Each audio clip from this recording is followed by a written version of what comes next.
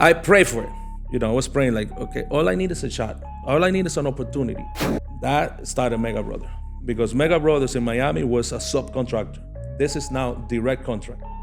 And that direct contract changed our life. Now we in 18 different states? 18 states, 26 different cities right now across the United States, including Puerto Rico, which I love. I think the first and most important is building the relationship with whoever you're working locally. You need to be a good partner to that person, because they're gonna either, make you or break you. So we have 3 major retailers, and then we have our customers that are boutiques. And then we have construction companies also that they buy the appliances, but they don't let anybody come, from the company that they're buying. Mega Brothers is the one that is going to touch all the appliances inside the apartments. If they want our service, we're going to be there for them. The Mega Brothers come from my 4 kids. That's the first letter of every name. It's Mike, Eddie, Gio, and Ashley. We have a great relationship. I think my best teacher in life is being Eddie. Right? I love that. Yeah. All right. Hustle fam. We are back with another amazing episode. And today we have a very, very special show with 2 very, very special guests all the way in from Florida. Yes. And this guy's local. I'm local. He's here in Philly. We got the Mega Brothers, Mega Brother Logistics. They're not brothers, but they are the Mega Brothers. Welcome, guys, to Truck and Hustle, man. What's going on? Thank you for having us. Well, listen, man. Excited to be here. So I love to do shows about family-owned businesses, but I really, really love to do shows when it's a father and a son. I think it's so special, man. I wish I could have been in business with my father. I think that's like one of the coolest things in the world. So we're gonna touch on that, talk about that dynamic. I'm sure it's not always roses, with you guys. I'm sure y'all bump heads. But yeah, man, thank you again for being here. Let's get into your story. So Mega Brothers Logistics, what do you guys do? Okay, We'll start with you, Pops. Okay, we are a logistic company. We do more than anything last mile. We in the appliances business more than anything. We deliver and install appliances. That's our niche. But we do anything. Any big and bulky, we're able to do. But we concentrated into the appliances. So Mega Brothers is a logistic company. We run warehouses. We do inventory. We carry the appliances to the houses. We bring the old one out, the new one in. We set up, install, ready to go. Got it. And I didn't properly introduce you. You're Mike. I'm Mike Valdez. Valdez. Correct. And yes. You are. What's your current role right now in the company? Okay, I'm the CEO of the company. I do more than anything is, go out there and commingle with the, clients, looking for customers. And the day-to-day operations is my kids. So you're the face.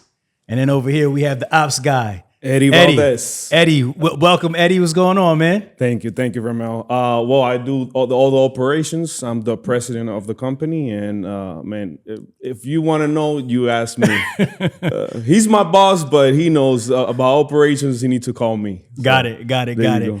All right, man. So how long has this business been around? When did you guys get started? Okay, so we've been in business as Mega Brothers since 2012.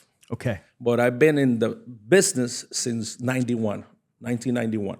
Got it. Yeah. So 1991 we started.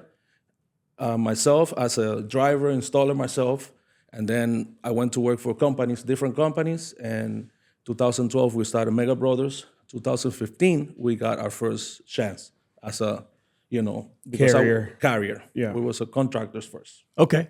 So that's almost 40 years in the industry? It's 33 years already. 32 years, yeah. Okay, got it. So you started the company. Tell me about it, man. What was the story? You said you started as a delivery guy. Tell me the story. Like, when did it start? Was this in where did you start? Miami? In Miami, okay. Yes, okay. So I got this call from a friend from New York that the company that she used to work in New York was going to open in Florida as a new program, replacing employees to be contractors.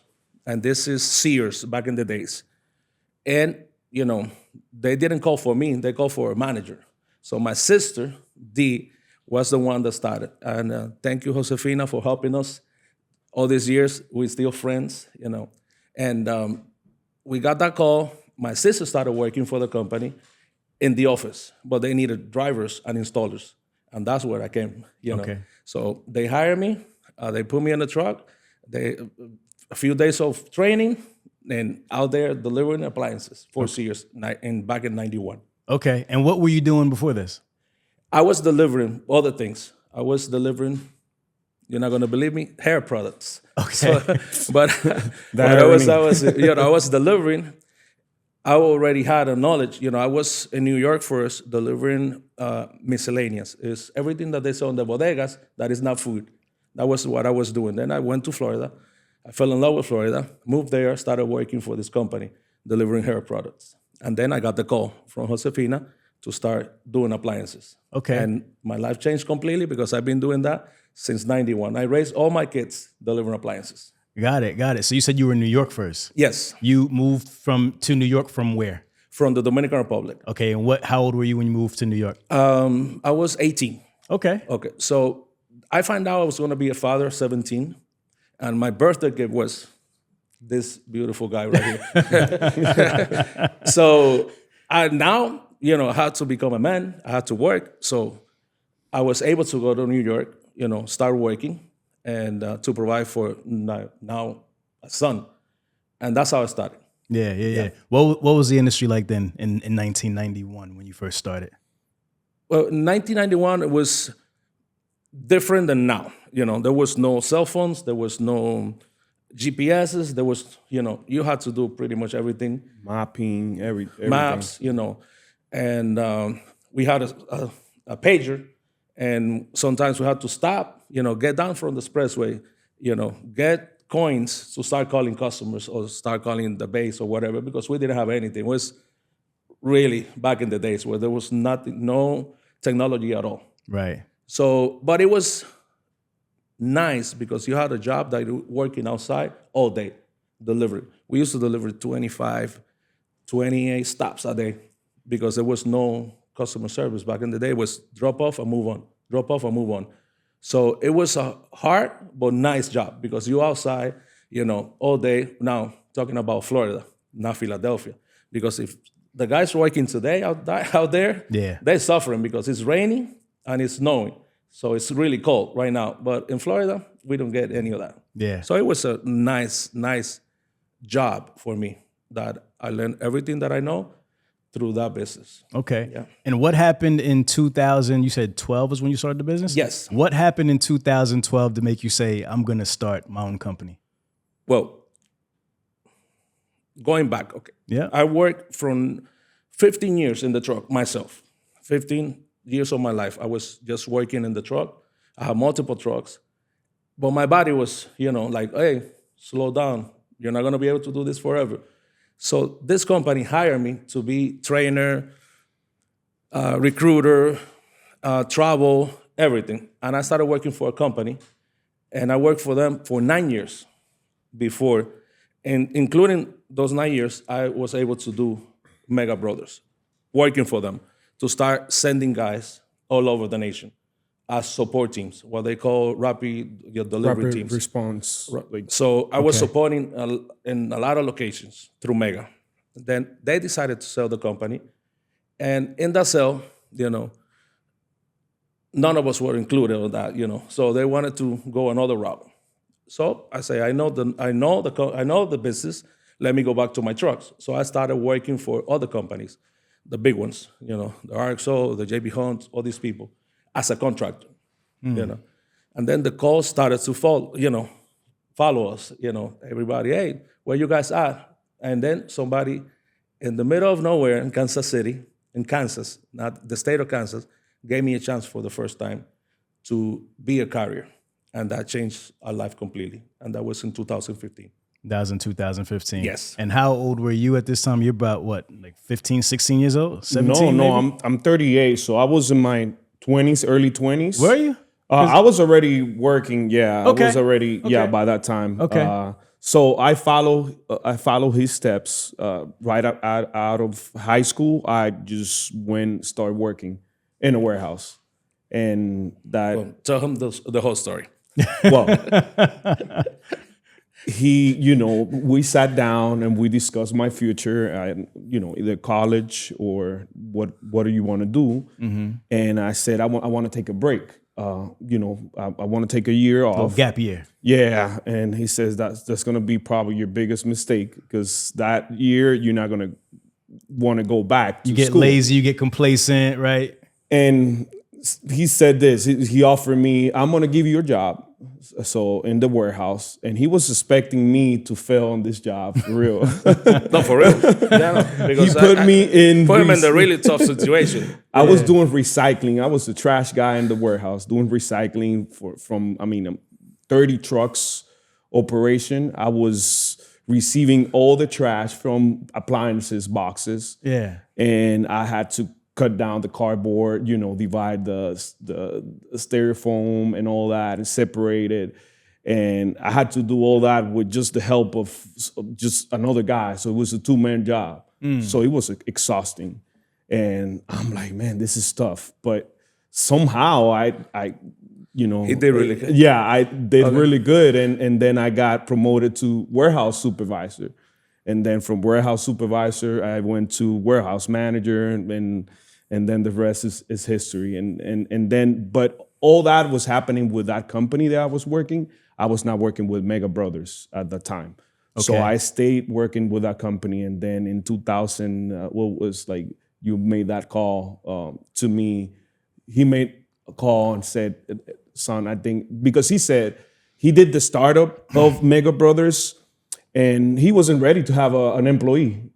Okay. Without no money. We just, open, and it was my wife in the house, doing all the money things. And I was out there hustling, looking for jobs. Literally was. So he had to stay behind in that company. Right. I left, like a year before I was able to pay him. So I told him, you're going to have to stay back, because he already he was already a man. So I cannot, afford. That's what he said. So he was making a lot of money. So just for clarity, you're working for this company as a contractor, but you still have your own company, right? It was so many hats that I have to wear, for that company. Because you said you're like a manager and all. I was a manager, trainer, everything. So were you in business yet or no? Yes. You were? I started with them because we had a need inside the company that we needed to have a company to travel. Okay. So as a subcontractor, he was a subcontractor. So we needed to start something in order to cover all those routes out there. Mm-hmm. So I was the one that started that for the company. Okay. When the sale came, there was no more need for Mega Brothers or Mike. So now I had to make a decision. Okay. So I made the decision of, starting on my own, but I don't have the money to pay this guy that's making so much money for the same company. Okay. So it was a tough call because at the end, he's my father. Yeah. So we see that there is a transition in the company where we kind of don't belong. You're working for the same company. He's leaving. Company, Yes. So he left, and I won't say in the best terms. It was not bad, but it No, it was I left through the front door. But, right. But after giving so many years to a company, you wanted to be appreciated. It was sentimental. It was sentimental because I didn't want to leave. I was so happy with my job. But you still must have had some relationships there if you were able to get him a job, right? Oh yeah. I stayed behind, and I was. No, I still have a relationship with them till this day. To this day. I stayed behind, and it was like watch him go through the front door, saying goodbye. Got it. But I'm staying behind, so it was a little sentimental. And how long were you with them before he left? About 2 years. Okay. 2 years I spent. No. But so right out of high school, yeah, the conversation went this way, not the way he said it. Okay, it's like, okay, I'm gonna pay you to go to college. I'm gonna pay you to go to college. Yeah. Okay. No, I want to take a year off and say, okay, so you're gonna have to work. Okay, I'm gonna get you work in the company. So I got him in as a trashman. For real, the lowest of the job. Okay, so he can just panic and say, no, I'm gonna go to college. I'm gonna So get that was paid. your intention. That was my intention. Nah, It didn't work out. I was not a Got quitter. it. I'm not You a were quitter. trying to scare him straight. Oh my God! But it You didn't were trying work. to give him the It scared didn't- straight It didn't work program. out at all. Okay. That guy wasn't was gonna so work. good. Well, hold on, but why though? Why didn't you want to be in like your business? Because maybe at that point you didn't see him being in your business. You saw him more so like working in a warehouse. So there are more opportunities out there in college, right? No, okay. This is what in my mindset was. Yeah. Okay, this guy go to college. When he comes out of college, he gonna be running the company. Okay. So he gonna be smart enough. He's gonna have to hustle like me. The guy went. He was so good. He got promoted right away. Okay. And then from there, promoted again.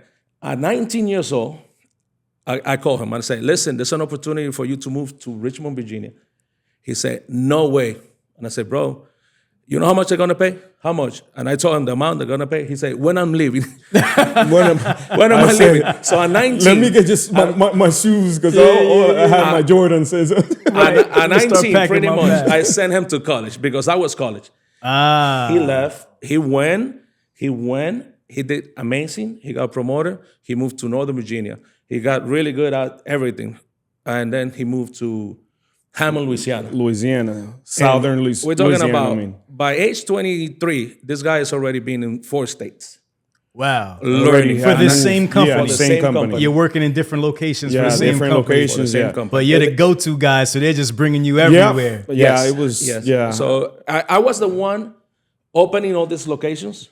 So I knew that I needed good teams to start. Yeah. So I always was the first opportunity. Hey, Eddie, this is gonna open. You wanna be considered? I said, how much? First question, how much are you gonna pay? And I say, a lot more. I go. And every time he was raising. So no kids. he was single. Yeah, He was had- single. And It was a fun time. Yeah, learning a lot of learning experience. Also for me. so he was working for the company since he was 18, all the way to the time that I was able to pay him to come and work for Mega. Got it. Okay. Now it's clear to me. Yeah. Okay. So when you leave the company and you start working for Mega, tell me about that. How does that transition? What does that look like? First of all, you leave the company in good terms. Everything is cool. Yes. They're good. Yeah. All right. You start working for your dad. Tell me about that. It was tough at the beginning. Just like I guess any startup, any company, I think the first 6 months we were like, I didn't get paid the first 6 months.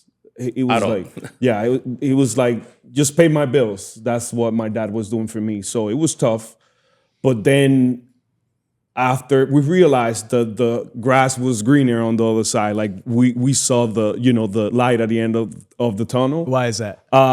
Because we saw the opportunities out there. Then we start finding all this niche. Between him and I, he was able to concentrate a little bit more on getting business and me just running the business, which at the beginning, he was running the business, being operational. Then I come in, I do the operations, and he started knocking doors in places. So that chemistry and and like work as a team is what I think helped us out. And at this time when you got started, what was the size of the business? How many trucks did you guys have? What did it look like? 5 trucks. Well, the 5 trucks when I came in, it was 5 trucks. So this is how everything started. I went and I told my wife, listen, I'm leaving. Okay, we're gonna start our own business. And she said, okay, let's do it. Because my wife, she's amazing. She's crazier than me. She said yes. Okay, I said, yeah, but in order to start, you have the nicest car in the house. We're gonna have to sell your car in order for me to buy some trucks. Yeah. And she went, yes, no problem. I said, okay. Sold her car. I was gonna buy 1 truck, but I was able to buy 2 trucks. Okay. Beat up trucks. I mean, nobody wanted to get inside those trucks. Yeah. They even had nicknames and everything. They have nicknames. One was the ugly and one was the El Feo. And You said it the was Feo? El Feo. El Feo. And Ugly. nobody wanted to drive that You truck. knew it So was him coming in that truck. I had to drive that truck for months because nobody wanted to get in there. So Yeah. we sold her car, we bought 2 trucks, and then I started working as a contractor for different companies. Okay? And that was the startup. It was 2 trucks. Some of the guys follow me, faithful guys. They still to this day, they're working with us. So we started working for other people. Now, what happened was that there was a need in the market, including the company that I left, that needed people like me with knowledge from the trucks to go and be the translator with the office people and these contractors, because sometimes they don't get along, because everybody driving the truck out there think everybody in the office is the enemy. That's what we think as drivers. Now everybody in the office, this guy is always whining, he's always complaining. So there's always that gap. Yeah. That I was able. You're a good now mediator. I'm working almost 10 years in the office, and I was 15 in the truck, so I know how to knew speak both both sides. languages. So I started sending my number to everybody that I know, that I can go and fix all these locations for them. So I had the 2 trucks running in Miami, and I was traveling all over the nation, just helping companies, like mine, to get better in those locations that they're suffering. Pretty much as a consultant. As a consultant. So I was making decent money. That's interesting. Decent money, but that pretty much went crazy. So they started calling me a little bit more and a little bit more. Now I already have, 5 trucks instead of 2 working as contractors. So I said, Eddie, I cannot manage 5 trucks and also travel. I was able to bring him in. Now, at the beginning, he had to do both. He had to travel and manage the trucks. And it was tough because we in a tiny house, all of us together, and he working from the garage, doing the routing, pre-calling the customer. That's how you used to call it, the cave. So he was in the cave, in the cave, working a lot, So we are traveling. And where are we at now? Where's the home base at this? In Miami. This is We're in Miami right Miami. now. We're in Okay, Miami. cool. So he had to come back home, and we in Miami, we just working, finding work everywhere, and that's how everything played. Yeah. Okay. It worked out, yeah. So we started. It was, I think, destiny, God. I mean, we're believers of faith, and the calls just started to come through, like random calls. We receive calls through websites. Hey, we receive a huge call from one of the, we can say the name of the company, Best Buy. We receive from I think it was a regional manager for Best Buy at the time, that he found us on the website that we're certified with Sub-Zero and Wolf. And that's how we got an opportunity with Best Buy, because they knew that we handled complex installs. Those are the big for the big kitchens, right? The Wolf Big kitchens and all that. yes. Built-in, Okay. yeah, All the those are buildings. the high-end appliances. The high-end appliances. Yeah. Yeah. And they found us. I mean, they called and we got together, and we liked the numbers, both of us. We agreed, and we started with Best Buy. Right now, Best Buy is our second largest client, and we've been with them for working with them for like 8 years now. 8 years. Yeah. So Okay. yeah. So All right. So I'm glad you talked about that, because let's get into your niche, right? You said you were certified with Sub-Zero and Wolf. Yes. I want to talk about how you got that certification, why you got that certification, and the appliance niche. Was that something that you just kind of stumbled into because of your history, or was it something that you kind of intentionally attach yourself to? A little bit of both. Okay. So I'm leaving the company.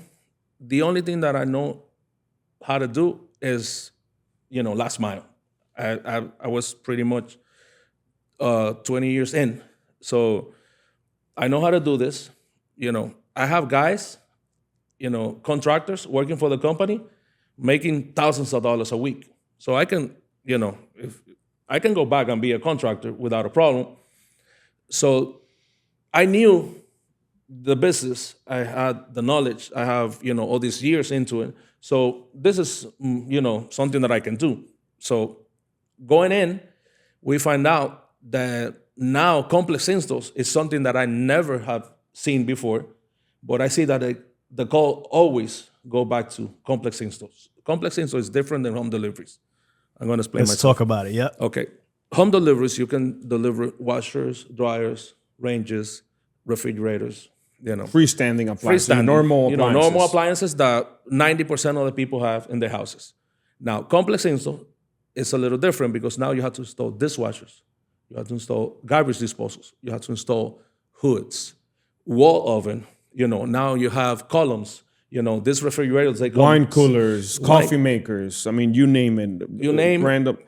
And this takes more than just drop off and install a little core here or there. It means if I go to your house and the cooktop doesn't fit, we had to cut the granite, make it wider so we can fit the new appliances. And Same with like the cabinet we and had to the change, ovens. we had to change valves. We had to remove electricity, move it to the side. We need licenses, insurances. It's totally different. Yeah. Nobody wants to be in that business. Nobody. Everyone is running the liability. Yeah. But that's a niche. But I still do my home deliveries because I was good at it myself. And I was able to teach so many guys to do, good that, our 70% of our business is still home deliveries. Okay.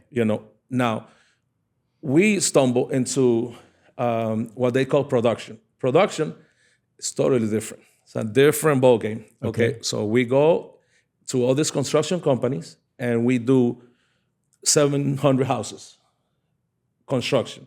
It's a dirty business. It's really dirty. Nobody wants to do it. You can call me at any time. I do it for you. We do it for you. Yeah. So we in the middle of places, college towns that nobody is there, only college kids, and we had to send a Middle team. of Montana, Idaho. And places that there's nobody to work. We there. We go there and we do also the production side. Okay. Production is a big part of our DNA. Has become, really. Our DNA, because I was doing it back in the days in Miami. I'm going to say almost every neighborhood that was born from 1990 to the 2000s, I was able to put appliances in those houses. Because I was working for Sears. That Sears was the number one production company out there. There was nobody competing with Sears. It was big when it came to production. But so I used to do it myself. So that's why I say, look, hey, we stumble into it, and thank God. Yeah. And it's a big part of us now. Your business now. So the production is pretty much, the big volume for all these new developments. And that's all year long. Yeah. You don't need sales. You don't need, 4th of July, Independence Day, like Black Friday. You're not waiting for those. People are constant. Yeah. Now, some of them are in places that nobody wants to be. Okay, so we right now we're working in locations that is below the degrees, below anything. Like in Montana right now, we have in Bozeman, Montana, out of in all Iowa, places, Iowa, Idaho Falls, places that is remote, and like guys are extremely there cold. doing it. Yeah. So Yeah. Okay. That's super cool. All right. So the niches, we have the home delivery niche, like you said. You said that's about 70% of your business now. yes, Correct. Right? yeah. 60, 70%. Then you said the complex installs, which makes up about, what would you say? The 30%. 30%. About Because 30%, home but- deliveries, we're including also the production. You put production in home production delivery. in home deliveries because it's Okay. you don't do any modifications. Got you. The place has to be ready for installation. So Yeah. when it comes to complex install, you had to sometimes do things. And complex is mostly, it has to be something into a cabinet or something like that. So it needs to be attached to a cabinet. built in. Yeah. Built in. So that's what the complex, I think it comes in. So for people so they can understand it better, is it has to be attached into a cabinet or something like that. So it's not how they call it regular appliances, freestanding. A complex, you have to attach it to something.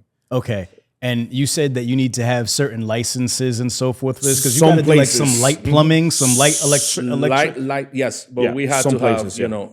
some certifications. Okay. To do all So this. you guys will actually go in houses and have to move stuff around. And, We do, yeah, we do.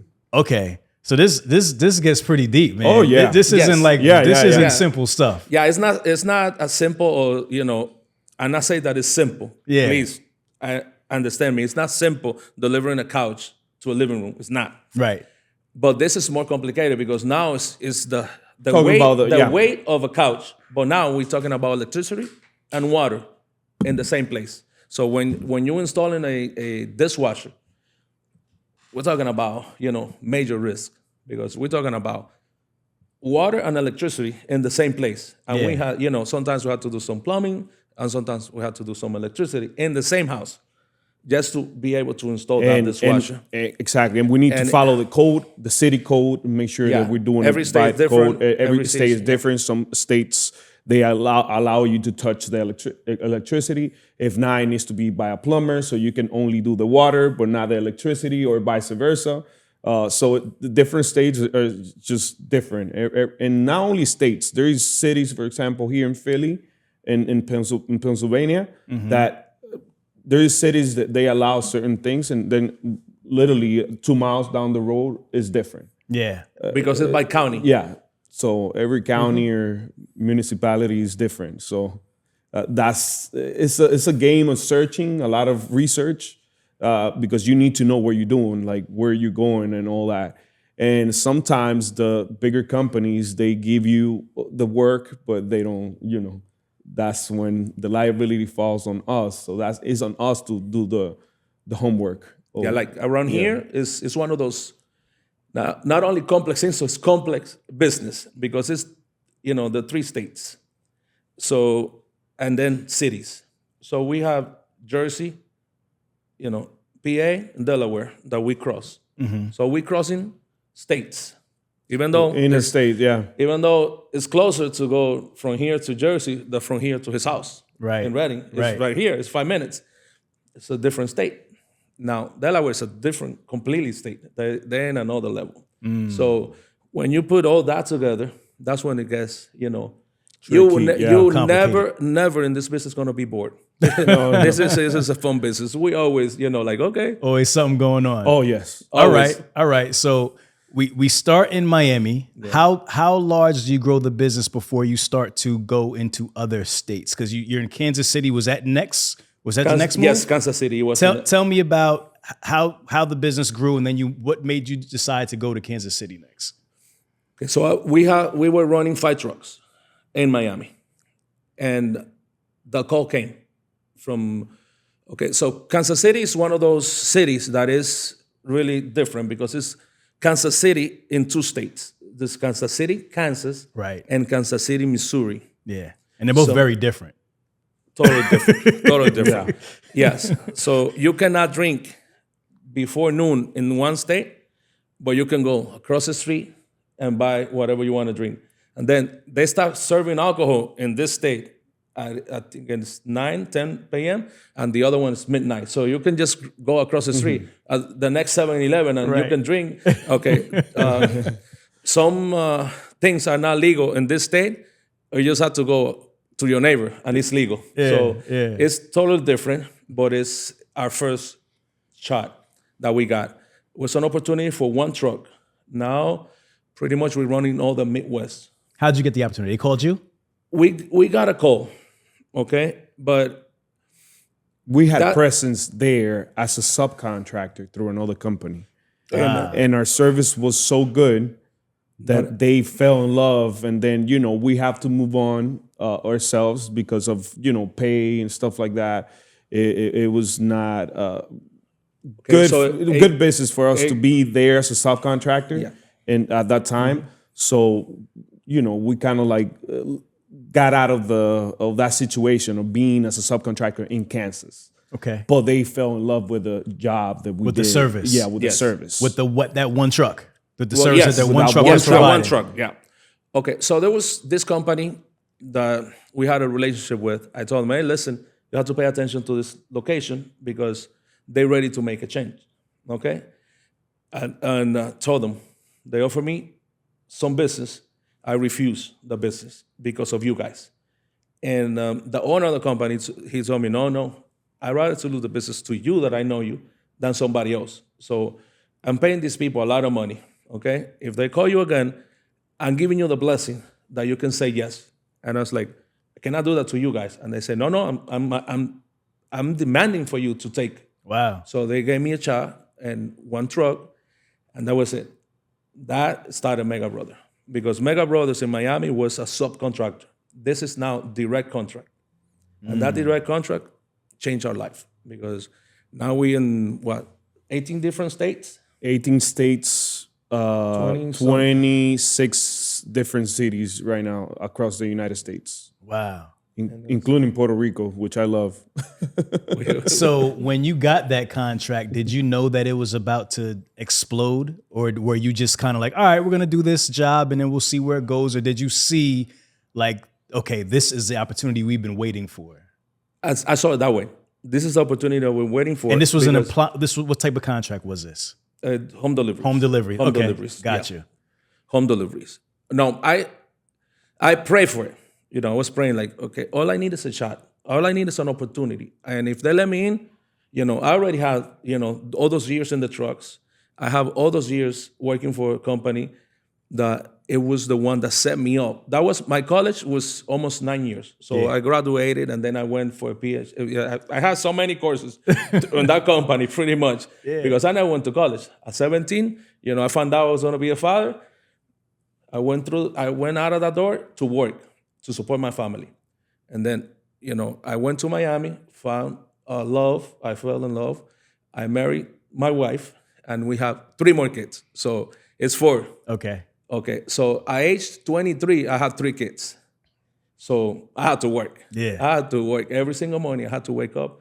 And the Mega Brothers, you didn't ask me, but I know the Mega Brothers come from my 4 kids. That's the first letter of every name. It's Mike, Eddie, Gio, and Ashley. And that the Mega Brothers came from. That's what Mega. love All the it. people know The people think there, that it's the we're 2 brothers. of us. I tell everybody he's my brother, but He makes me look bad because he looks young, but I tell everybody, it's my brother. It's my brother. Yeah, but whatever. at least I know that at his age I'm gonna look good. That's right. Good genetics. The genes are there. That's it. So, and then pretty much everybody works in the company. My wife, Ashley, she's the money girl. Accounting. And then Gio is the one helping us now with we're gonna go into more Media. what we do, media, social media, you know. Okay. Present Along ourselves with as Truck a- and Hustle, you know, we're going to do that together. Yes, we're going to do it together. We're definitely going to do it together. No doubt. Okay, and Mike, the youngest, he's still pursuing his baseball career. You know, he went to University of man. Tampa, and now he's, you know, a free agent. He's trying to. Look at that. So Yeah. if not, he's gonna be Mega Brothers. No doubt. Hopefully in 10, 20 years. Okay. Hopefully in 20 years. All right. So Kansas City really set things off, and that was the big opportunity that That was really a big changed the opportunity. trajectory for you guys. For you, as a business owner, because you've never had like your own contract before, was that scary for you? Because It was. and how did you handle that? Okay, so it was scary. Now, first year, starting, we make good money, okay? Not knowing the business because I was getting paid no matter what. You know, slow season comes, okay? Now we don't have no money coming in, but we have a lot of expenses. Well, 1 second. Did you move the trucks over there, or what? No. Just still that one truck? Yeah, we started with 1 truck. In a month, we had 3. Okay. there. You start And building. And, building. in a But you year- by keep little. things going in Miami. Yes, Miami, we stay in Miami. All right. Yeah. And then not only Kansas, then other places started falling. Iowa. Yeah. So, you know, and also Eddie wanted to, he already had his family at this time. So he's in around here. He was working for, you know, doing Mega Brothers and also doing the consulting from around here. Okay. From Reading, yeah. Similar to what you were doing, the same Yeah. type Yeah, of consulting? yes. So I was Same. helping him out Yeah. in with Mega Brothers, but I was doing consulting for all the big players out there. Okay. But I was staying here. So when we got the opportunity with Best Buy, one of the things that I mentioned to the leadership was, hey, I'm in this area. So they knew the service that we were doing in Miami. So we're like, hey, Mega Brothers is also in the Northeast. So how did you get, what made you come to Philly? Love. Okay. Yeah. That happens sometimes. I was gonna it has say, to be I love was gonna because say, love will do that to you I was gonna sometimes. say unfortunately, but no. I No, am fortunately. fortunately. This is recorded. Yes, Fortunately. exactly. I don't want to get in trouble. Yeah, but no, it's super easy to understand. Okay, it has to be love because you're not gonna leave sunny Florida for what is going on out there today. Yeah. Yeah, and you I have did. To, I did. You have to be in love. But I have a beautiful family, 3 daughters. My wife, and I won't. Did you meet your wife in Miami? No, it was here. My mom used to live in Reading, PA. Okay. I went to visit my mom, and that's where I met my wife. Okay. So Okay. then rest is history. Got it. Yeah. Got it. So I got 3 granddaughters from Eddie. Yeah. And I have another 5 grandkids in Miami from my 2 other ones. Okay. Mike, he's still single, so Okay. see, he doesn't have any kids. That's so a baseball player, right? That's a baseball player. Yeah, tell him chill. Yeah. Tell him pump his No. brakes. Listen, that kid. When that contract comes along, then he can figure it out. You know, when what I it mean? comes- We want him single. Yeah. So when it comes to family, I've been blessed. My kids are amazing, all of them. Yeah, All of them. yeah. Yes. The only one that gave me a little bit of headache was Eddie, but he worked so hard. He worked so hard that I made it up. He worked so hard that. But that it's funny, made he it up. gave you the most headache, but he's like the closest but- to you in the business, right? yeah, like, no, that's no. like your right hand man. Yeah, now. no. Like we definitely, I'm not his brother. I don't behave like his brother, but we like brothers. Yeah, Yeah. Because we have a great relationship. I think yeah. my best teacher in life has been Eddie. Eddie. Right? I love that. Yeah. That's super dope. All right, cool. So, all right, so you start to go into these other locations, and that just happens based off of this one giant customer, and they're basically saying, "Hey, we need you here, we need you there, we need you there." How do you handle that with the scale, right? Like, are you putting one truck everywhere? Like, what is your thought process into scaling and growing into the operation, these other locations? Okay. So what I told you that my college was working for this company, that I was doing that for another company already. For many years, I had to go and do all the startups. That was one of my biggest challenge was to go to a brand new state, not knowing anybody, and I had to recruit everybody from the people that were going to clean the warehouse to the location manager, everybody in between. I had to recruit all the contractors, all the drivers, helpers, find a location for the trucks, find a warehouse. I had to recruit everybody, and I had to do all the startups for this company. That company, when I started, they were selling $5 million. By the time I left, we in this mid $60 million. Oh, wow. So we opened a lot of locations in those 9 years. Right. So you saw the blueprint. Yes. So because I was doing it for somebody else, that's why I say that was my college. It was working for these good people because they were amazing people, And I learned how to do all that. So to me, it was, in my blood already. It was like, just, and then. And the connections too, the relationships. What we built over the years, Your network. the network helped us tremendously. When Eddie moved up from, the trash man all the way To the cash man. Okay, so we got Thank you for that. we got so big in the company. We got so big in the company that I had to clone myself. So I was not able to do all the startups at the same time. So like my brother Willie Reyes, he was my first recruit to be what I used to do. Go and do startups and find people. So he was with me for a long time learning, and then we had to recruit somebody else. And so Eddie was my replacement. He was the one now going to places and do all the startups, find the equipment, the trucks, the people to work. Yeah. So we already been doing it for somebody else for so many years that, it was not... second nature for us. Yeah, it was, So for us to group like a team in the middle of nowhere, for us, it was so easy. Yeah. It became so easy because we knew where to recruit. We knew, where to get the trucks or, the cheapest deals, even to relocate people. It was because we went through all that already with this company. So that, like he said, that university, that college, that PhD we got, it worked in our favor to now do it for us. Which that was the beauty of all. And now, the money, we control the money. So, anything that overspending or anything like that, we couldn't do and we couldn't afford it. Right. So we had to be smart how we did everything. Right. And also the people that came with us were loyal. Sometimes even if the pay wasn't right for them to relocate, but we told them there is an opportunity here to grow, and they came with us. You know, they A lot were of people, yeah. A lot loyal of people, guys. loyal people. Yes. So that helped us. I think it was more the relationship part and the human aspect that helped us, you know, to grow and all grow. these. Yeah. So how many locations? How many locations did you grow to? I mean, you named a bunch of different states. Like, how quickly did that happen? Did it happen over a couple years, or Over a couple of years, yeah. Okay. Over a couple of years. and you were able to grow into how many states during that time? I think we went to maybe 7 states. Yeah, Probably we 7. stayed That probably was the with first phase. Yeah, we have more cities than states at the beginning. Okay. Okay, so you asked us about how we got the certification for Wolf. Yeah. It was in Kansas. We had to do a big Production. production. it was a high-end a product. high-end project. You know, it was Luxury apartments Luxury. So where- we had to become, certified. So we went to Madison, Wisconsin, to the plant where they built Sub-Zero Wolf, and we got certified.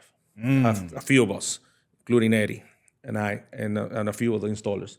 And that's how we became we had a contract with Sub-Zero Wolf doing the replacements in Miami.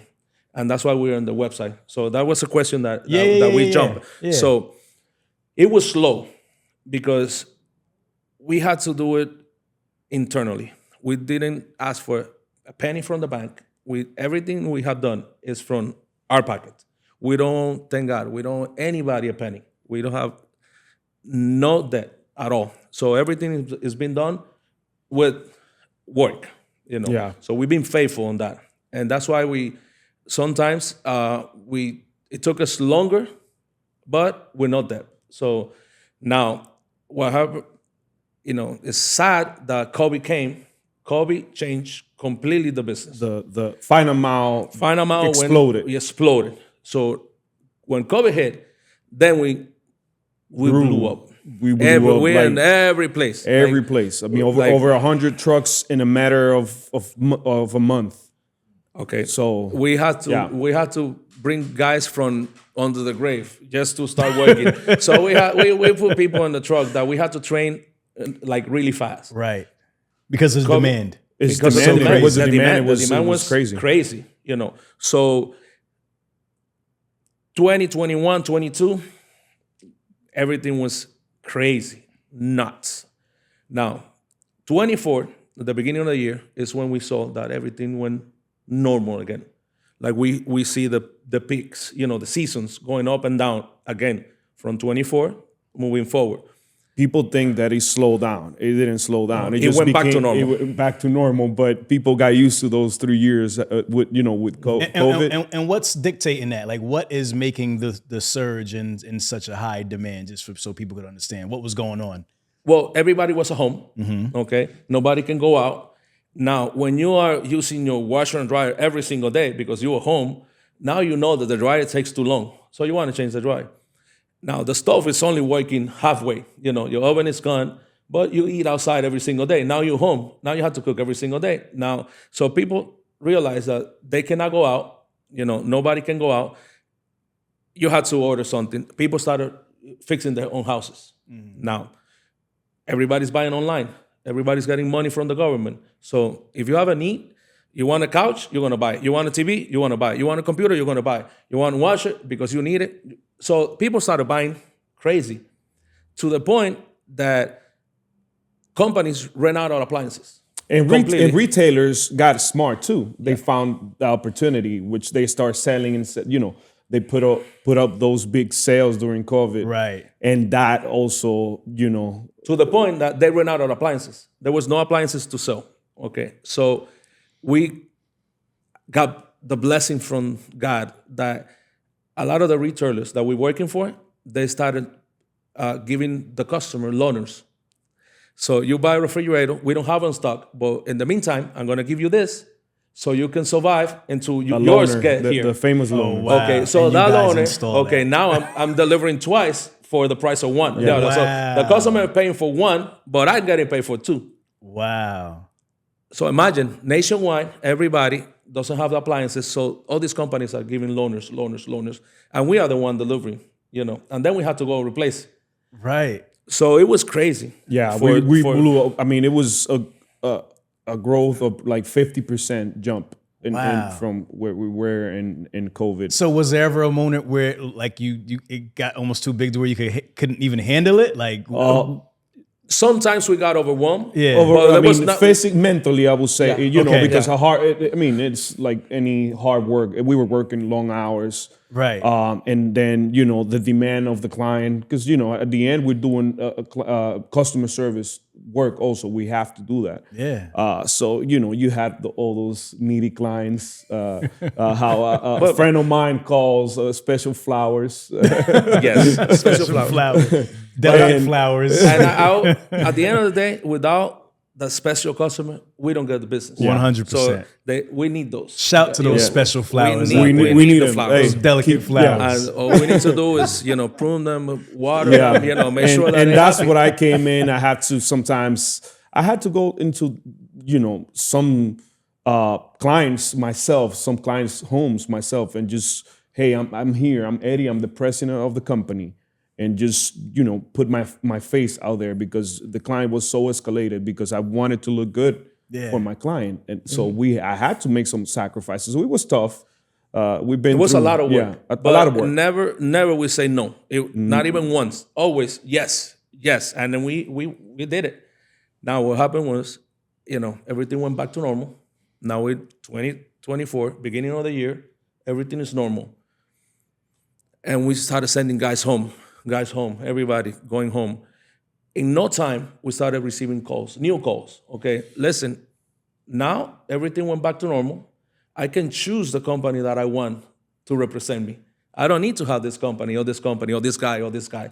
Now I want Mega here. And now we receive a different call. It's not a desperate call. It's a call because they want Handpicked. They handpicked they want to have their that carrier relationship now. with you. And that's what's happening with some of the people that that we know, is the reason why they're in business and they're growing every single day is because of the service they provide. Yeah.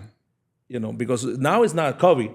COVID, everybody was working, Now it's about service, and that's the difference, now that everything is normal, that we got the seasons going up and down, service is going to be the What are you factor, gonna determined factor determine? of Yeah. you have the business or not. And so all that business that we thought we were going to lose after COVID, we got it back, but now intentional. Like that call was intentional.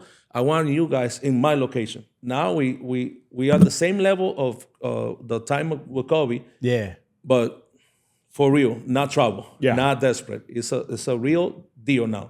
So we're proud of that. Yeah. No, come a long 100%. way. Yeah. How do you decide the type of customers that you work with today? Like how many customers you guys have, or are you very intentional with the people that you decide to work with? How does that work? Okay, so You want to. yeah, we have 3 big retailers, okay, and then we control a lot of the boutiques in Miami. Like that's a niche. Okay. It's a lot more money for one stop, but they don't have volume. Volume.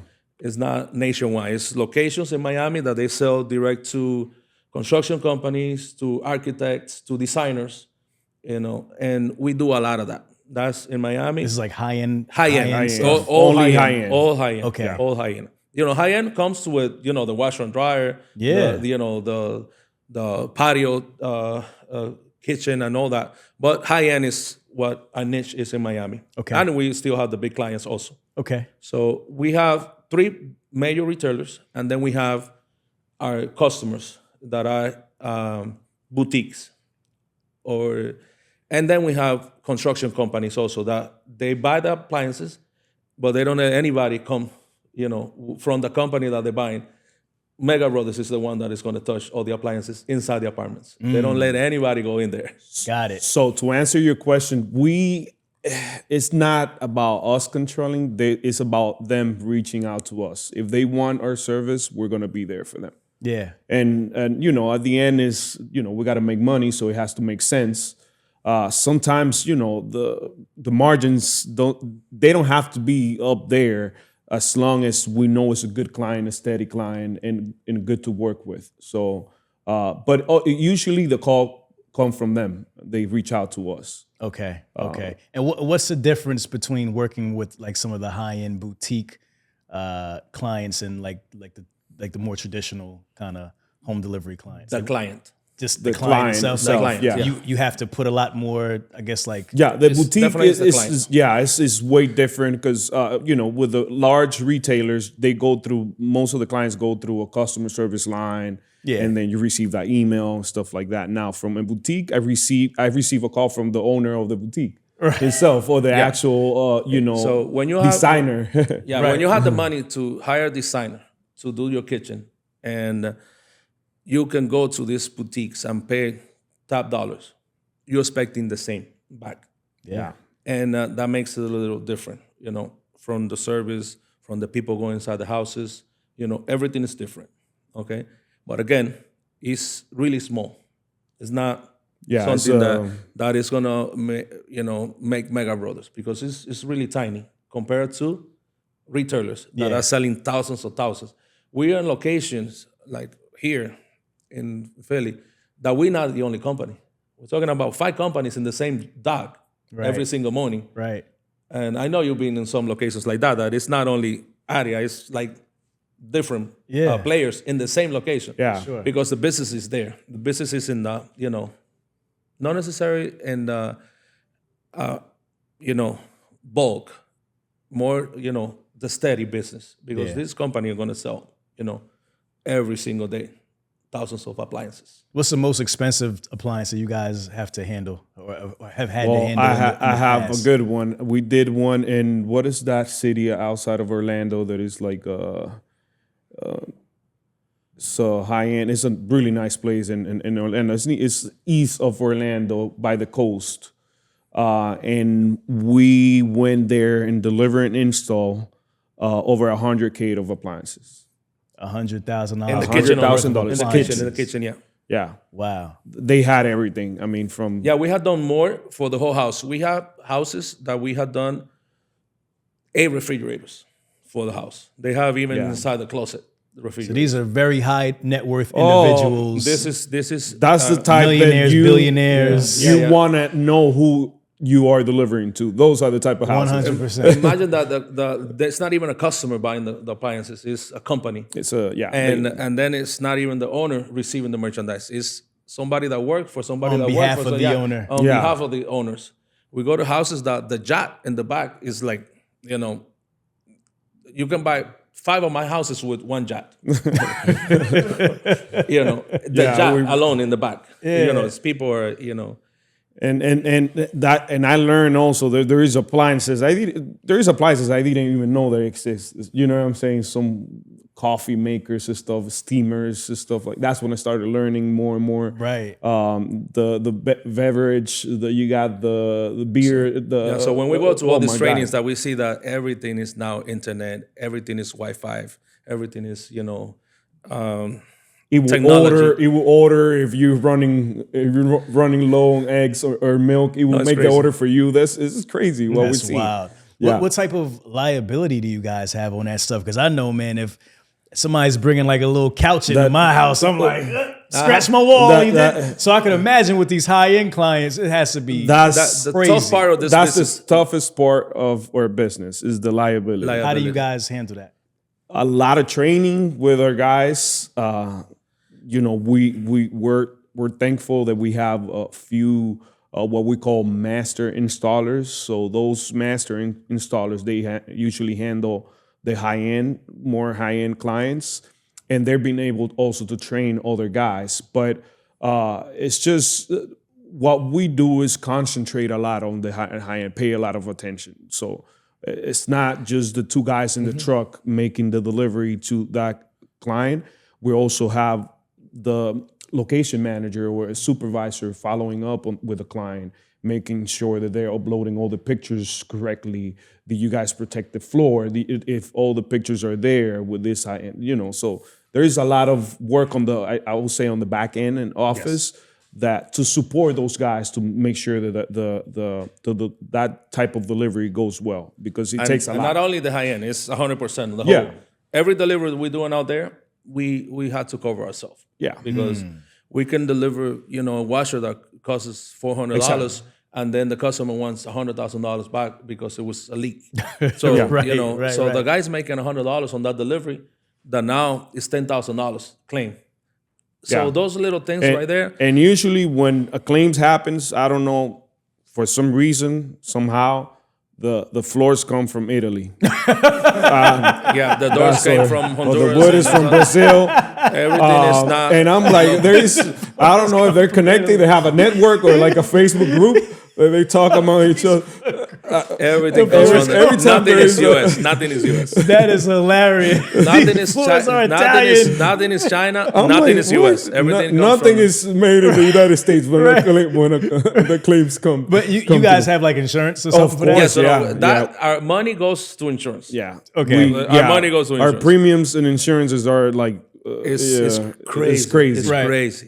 Is it more for the truck or for the actual like No, appliances and stuff that you liability, deliver? the general liability. liability. So that's a Yeah. general liability policy Yeah. that covers Yeah. kind of. Well, you have to have like an auto The auto, yeah, we that have one. auto. Yeah, but we auto is, trust me, auto pennies compared to pennies liability. compared to Really? yeah. even though it's high, and I'm It's not saying high, that it's yeah, not, but it is, but it's not. because now also it's not only us covering, it's also our clients or the retailers. They asking for a higher premium and premium Right. every year because You have to have like an umbrella policy. Oh, or something umbrella like that, also, like yeah. we don't have an umbrella. $10 million. We have all the way a- into million. That's that what- umbrella is so big that you can cover a whole family. No, it's a big umbrella. It's a big. It's a big Yeah, umbrella. it is. It has become like that, and I know the retailers are also protecting themselves. There has been few situations that have happened in the past. Unfortunately, Yeah. not with us, but with other companies that have changed the game. I think a lot, and we're in the middle of nowhere. I know somewhere in D.C. and Washington, someone is going to have to go and fight for us when it comes to insurances because I don't know where this is going. I mean, the getting future, out of hand, right? It is. It is. The whole industry is crazy. The, with No, the whole insurance. industry, It's- and it's so wild. many variables to this because, okay, our guys, we're asking so much from this guy that is making, few $100s a day. That is crazy in this business. And I'll give you a few examples. Okay, first of all, they have to be legal in this country. We are not allow anybody in the industry. We know better. We don't allow anybody that is not legal in the trucks for many reasons. But that person has to pass a background. The background has to be clean. If not, they're not working. And everybody in the industry do the same. We go through anything that we need to do to make sure that that person is clean for other reasons because something that happened in the past. So it has to be legal. It has to be clean. Then we do drug tests so they can drive those trucks. DOT, now we do the DOT physical for them to be able to drive a truck as well. Right. Okay, so that's also, a lot of people don't know that these people have to have a DOT medical card. A lot of people don't even know what is DOT. You see those numbers on the next to the door in the trucks? We need to have that. Every single year you have to renew. You have to pay for it. So you have to have a DOT. You have to have a clean background. You have to have a clean drug test. You have to be legal in this country. One of the two has to speak English in the truck. Now, those are the easy things to do, to find somebody. Now we're competing against Uber Eats, Dash, and we're competing against, Amazon. These people that you can make the same amount of money without carrying a sofa or Cash flow also. Yeah. They get paid Yeah. every day. I mean, they're making delivery, even pizza delivery. I knew a guy that I offered him a job myself, and he was like, "No, I'm delivering for a pizzeria, Yeah. Now making we're more competing money." with all these people that are doing this, and they don't care if you can be delivering pizza, smoking marijuana, doing whatever you want. They're not going to check your background. And true. But now you go into the hard part of the business. This guy has to wake up at 5 a.m. He had to go drive to a warehouse, hot or cold warehouse, no matter the weather. They had to load that truck with 15 stops. Average, 15. So you have to be strong enough to carry sofa, a bed, a desk, or whatever it is, a refrigerator, an oven. Now you have to drive, okay? you need to know technology because, okay, this is Now something we that have all the digital everything manifest. is digital now. We don't get manifest anywhere. So everything, you have to know technology. Not only that, okay, this is what I say every time I'm training or somebody to recruit. Recruit people, the photographers. That's what we recruit now. You recruit photographers, and then you teach them everything else. Because we take so many pictures. We have to take Liability has taken to that point. we have to take. We have to Photographer and teach them everything That's what we else. do. We hire We recruit photographer. photographers. You need a job? That's it. You have a job. You could become a really good installer. This guy's a nowadays. great photographer. He takes video and everything. So we hire photographers and we teach them everything else. Okay, so imagine now we get to a house to deliver a bed. That bed comes, with super heavy, and now we have to put it together. So we need tools. So these people have to be carpenters, plumbers. They need to have drivers. skills. I mean, the hand skills, what I call, great with their hands. And then probably the most important, this one is the soft skill and the customer service. And I was going to end with that. Okay, That's so all that is key. All that is Right. all that is okay. You have to be strong. You have to wake up at 5. You have to drive a truck. You have to do this and that.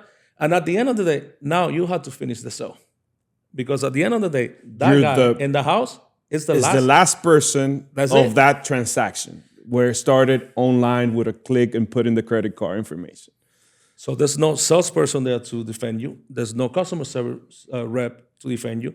There's not a retailer there to defend you.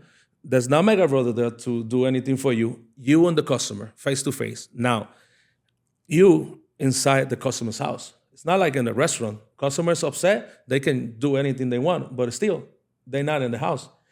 They can get kicked out. Now you're in their houses. So if you have a really tough customer, imagine, now you're in, this is In their sacred. territory. This is That's a their place, environment. So that guy now has to make sure that before he goes out of that door, that customer is happy. That customer is going to give us a 5 out of 5 or a 10 out of 10, a good review, something like that. So it's super hard to do it for nothing. Now you can go work for Amazon, drop off, take a picture from the outside. You don't care if it breaks or not. You just. So it got to that point now that when recruiting it has become a challenge, and so our goal is Yeah. not only recruit, is make sure that those guys stays with us, with us for the rest of their life. Retention. So like Eddie, a lot of the guys that started with me, the kids now working with them. Now I just started sewing, like right now, this is recently, grandkids already in the business. That was scary for me because I'm not ready to see grandkids in the business already. Right. But I'm already seeing grandkids in the business. And That means I'm old. I have day one guys. I have guys that travel with me from like 10 years ago, still with me, still working right now. He's in Idaho working for me. And those are the guys, that we try to keep, we treat them like family. Keep them close. It's exactly the same. All the guys that started with me back in 91, they still, working in the business. And I'm going to say half of them still, working with me. But that says a lot about you guys as a business and the culture that you Yeah, built the culture at Mega is a Brothers. we're, we take pride and we're a family-owned business. And the family runs the business, so we take a lot of pride. So that's our environment, our culture. And a lot of these people, they already family to us. Yeah. We have so many brothers and sisters that they've been with us, forever. I love It's, it. it's workers that you can invite to your house. Yeah, you know what I'm yeah, saying? yeah, That you for can sure. open the door of your house. So what's the balance of employee? Do you guys have independent contractors too? Like Independent contractors, everybody. Everybody. Everybody, I see. everybody. Okay. Because I noticed most of the last mile businesses run that model. 'Cause It has to. you kind of have to. You It wouldn't have be to, able yeah. to make a profit if you. Yeah. It's Now just- we have that way, right? some guys, that they in the payroll because they master installers. They don't run one truck. They run, different things, different projects. And they had to kind of like a supervisor type Yeah. of installer that we have. Those are the ones that I mentioned, the master installers. Yeah. Those are a little different. Those are in-house. And they're like the Sub-Zero certified. Yeah, guys they're and all that? certified. Those are the ones with they all the know how to do certifications. it all. They can train. They can, travel. They can do it all. Okay, got it. All right, talk me through what a startup looks like, because we talked about, you guys have the blueprint for that. I'm just interested, and I'm sure people listening, you kind of touched on it a little bit earlier. You were like, you got to find the trucks. You got to, kind of look at the area. Like, what does it look like when you guys are starting up a new location? You're the ops guy. Tell me what that feels like. So, first is location. You got to know where you're going first before saying yes. But we usually are pretty good at saying yes to business. And why would you say no? Exactly. No, exactly. But that was a real question. I was just saying, but are there any reasons the why only you would say reason no? I will say no is, there is high demand areas, and I know you kind of do your homework of what's the pay and also the living cost in that area. So if they're underpaying me, I know I'm probably gonna reject that, or not reject, but negotiate. Right. Because I won't say no. But ultimately, you're gonna find your way there, but you may have to reconfigure, talk exactly. about the terms. Usually, and sometimes sometimes the retailer, they rather stay with the person they have. They know they have not a best service, but the price is so good that they rather to stay with them and work a little bit with them. Yeah. And it's not that we say no, it's that we know what it's going to cost to do business in that city. Yes. So we're not saying no. We just, in order for us to do it, we cannot do it the same, because if we do it the same, we're going to give you the same service. But you want mega service, mega Right. brother service. Right. You're gonna have to pay Wine, what we taste, know and beer what money. it takes, because a lot of them, they understand that they're getting what they're paying for. A lot of them, they don't. They want the service for the same price. Yeah. Gotcha. Because they don't know you guys yet, right? Like some of them may not know you. may not. The ones who probably look for you, they know you. Yeah. They probably called you because of service, but some of them are probably like, okay, yeah. well, And just looking most for of the the time, we might know the regional manager, but not the location manager. That he don't know how the relationship. I mean, we just starting a relationship, so Right. they don't know our service, and they've been also working with another carrier for 10 years. So they used to that, even with all the headaches they had and all that. Yeah. So it's also, we have to break that barrier, that he's been working with the same company for 10 years, and now we come in a new company. So we always gonna look the bad guys at the beginning. Right, At the 100%. beginning, until we build a relationship. So going back to your question, we have to make sure that, the pay makes sense, for us. We look at the living costs in the area and all that, and then what it costs to run a truck in that area. And the run a truck in that area, I count it as renting an enterprise truck. I see it like that at the beginning, until we find a local, solution. So usually startups happen so quick because it's a need that they have. It's a rapid response, pretty much. They call us and say, hey, I have a need here that I need a truck yesterday. So we need to put a team together real quick. And why does that usually happen? Did somebody fall out? Like Somebody fall out. Lost a contract or something like that? And the service they're getting from their carrier is provider. not, it's bad. And also sometimes they having what he mentioned, they doing a production building, and the builder doesn't want that carrier there. So something happened between them. Yeah, And they're like, we don't so want that these guys. changed the whole thing, because now they cannot set a foot on that, property. Gotcha. So it's different startups. Yeah. But the normal startup, the normal one, let's say we already got the account from one of the retailers that we already in business. We have time. We have the normal, time. a normal startup. Yeah. Okay. So we know that in 30 days or 60 days, we're going to start in this location. That process is totally different, because now we can, we know we can can do it breathe in a a little day, but that's not the Is that the typically ideal. the runway you have, about 60 days, 30, 60 days? Yeah. Okay. Some like we From have notice to actually Yeah. starting up? Yeah. Okay. But I would say more than 70% of our startups have been emergencies. Right. And we've been so blessed that those emergencies that went, those little helps that we went there it was supposed to be for some period of time, it stay long term. Gotcha. Like we have places that we went to help for 1 week, and we've been there for 3 years Wow. because of our service. Wow. So, but a startup, I mean, if we get a head start, if we know, for example, we just got notification about 2 days ago about a new location, and they gave us to January 2nd. It's going to start. So that gives us a lot of time. Now, that gives us time to recruit locally. That since for us not to, have travel expenses. So we do our homework, we do put ads, we make phone calls, whatever we got to do, because we still have the time. If not, let's say by that time we cannot find someone locally, then we move someone, that relocate someone temporarily until we find a permanent solution. But the temporary, usually they like those places. They understand. They understand. Yeah, Because they're the stay. first one there too, so they have They're like the a little first bit. one there, and they usually come. We are very heavy. We have a heavy concentration of our staff in Miami and Philly. And if you know about the living expenses and Both those areas, it's, on really those in Miami and Philly, For sure. So when you send them to another place, when they look up rent and they see that they can pay 4 bedrooms, They're like, I'm apartments for $1,200. I mean, Yeah. they're like, I'm out. I'm here. I'm gonna stay here in those whatever those places Some of are. those locations, the insurance is super cheap. Gas Yeah. is super cheap. They have no tolls at all.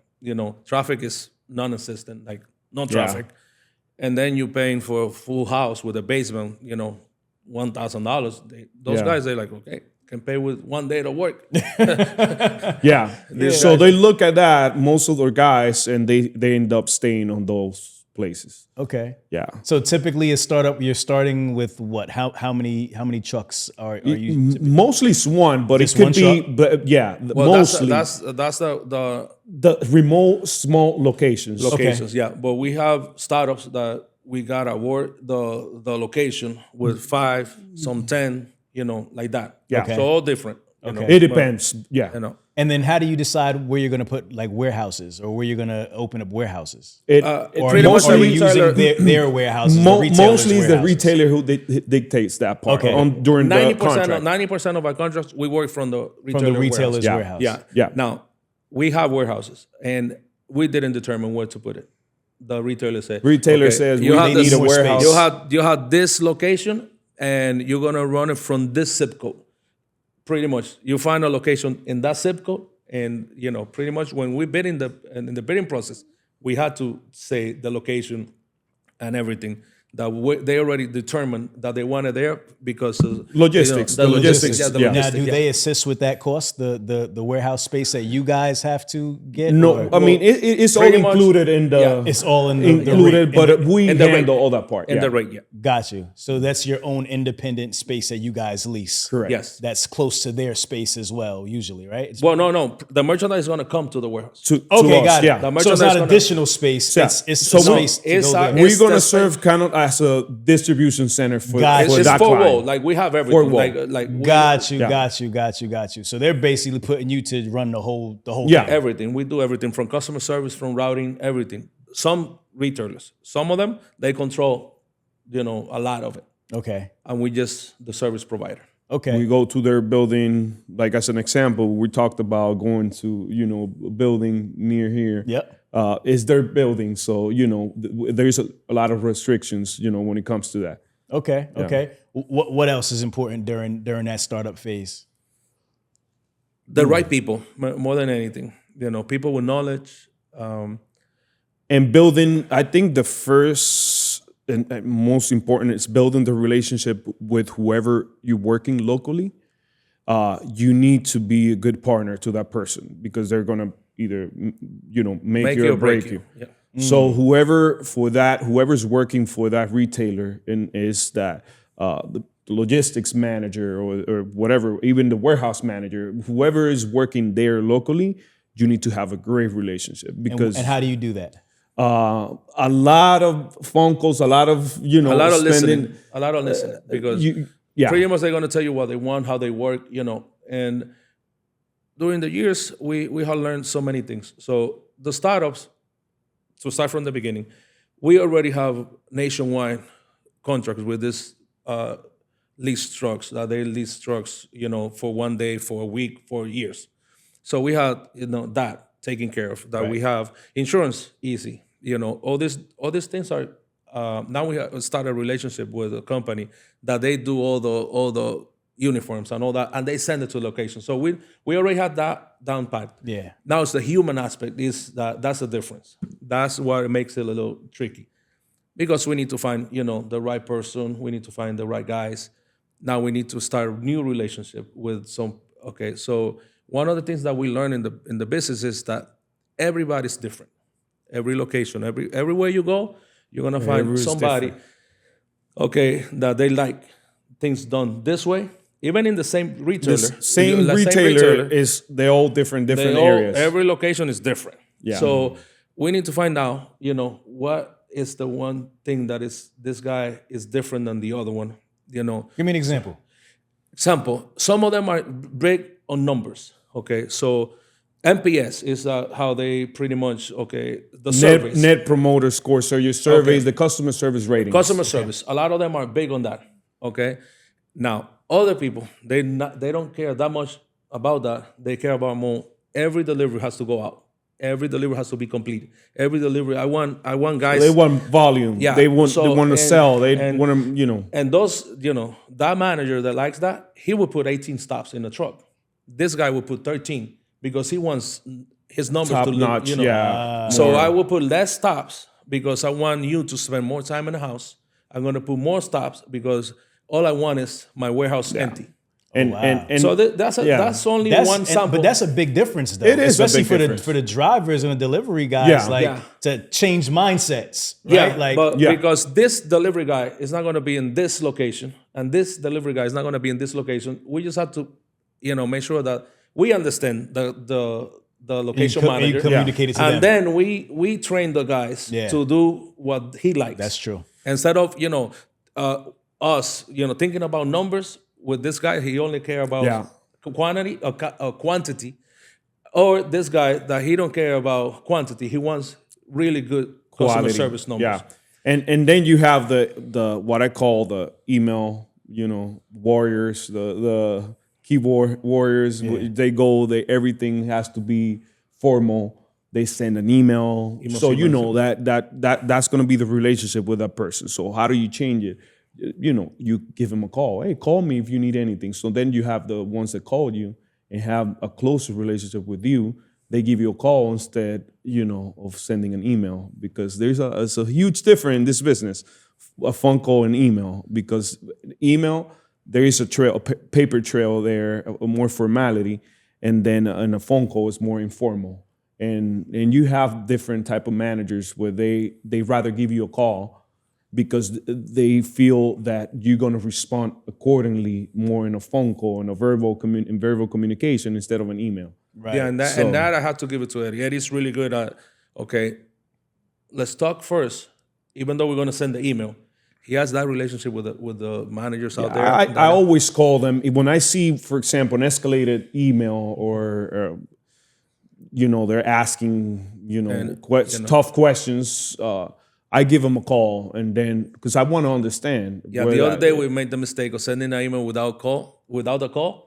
Yeah, we got that was me. That was me. It was He was like, you got upset, right? And he asked me, you were upset, and I say, I was upset. He was upset and sent the email. And before I sent the email, call. which is a huge mistake, in life. Right. But then the call came and we got handled really good. We got handled because I was able to say the truth. It was like I said it. I was upset. Yeah, I was upset, and I'm sorry, but I apologize. But those things we had to make sure that we had the talk first. And he's really good at it. I don't know what happened that day, but he's really good at it. I slipped that day. But anyways, even Jordan has an off night, I slipped. I slipped that day. And trust me, I've come a long way. A few off nights. This guy, he has. He had off night last night. Matter of fact, he had like 10 points and like 3 assists or something like that. He was terrible last night. But go ahead. Neither here nor there. You like LeBron? You a basketball fan? I'm a basketball guy. think I was gonna be good at baseball, because I was born and raised in the Dominican Republic. Got the baseball genes. But I fell in love with basketball. Okay.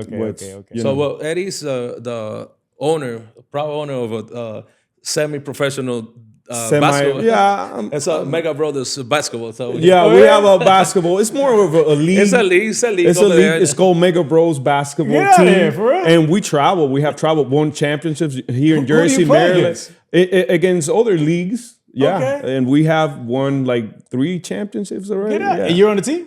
I'm on the team, but I'm the coach now. No, he's My he's knees, retired. He's retired. yeah, knees, and I need to, lose. He's retired. Probably like about 20 pounds before I can start hooping.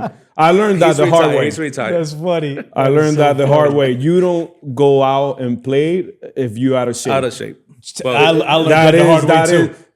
After you a will couple get years injured. off the court, man, you'll be in so much pain, and everything is just different. The way That you Well, 30 minutes? the last time I played basketball, it was an experience. The last time I played an basketball. experience is No, bad. for real. He said it Okay, was an so experience. I had this guy. He always challenged me on everything. Okay, he's sitting right next to me. Put me on the spot on this. It's not this Bro, guy. I'm telling you, bro, don't challenge me. You know I'm gonna beat you on everything. I had never let my kids beat me on anything. Because no, you're gonna there's have a to- you're difference gonna have to earn between it. basketball and wrestling. These guys are wrestling. Okay, if I don't have a referee calling fouls, you're not gonna score on me. Okay, you're not gonna happen. Okay, so we're in. Okay, I'm winning. We're playing one-on-one. He made like 10 shots on the road. He was so, hyped. Yeah, no. So I'm almost ready to beat him, and I say, hey, I don't feel good.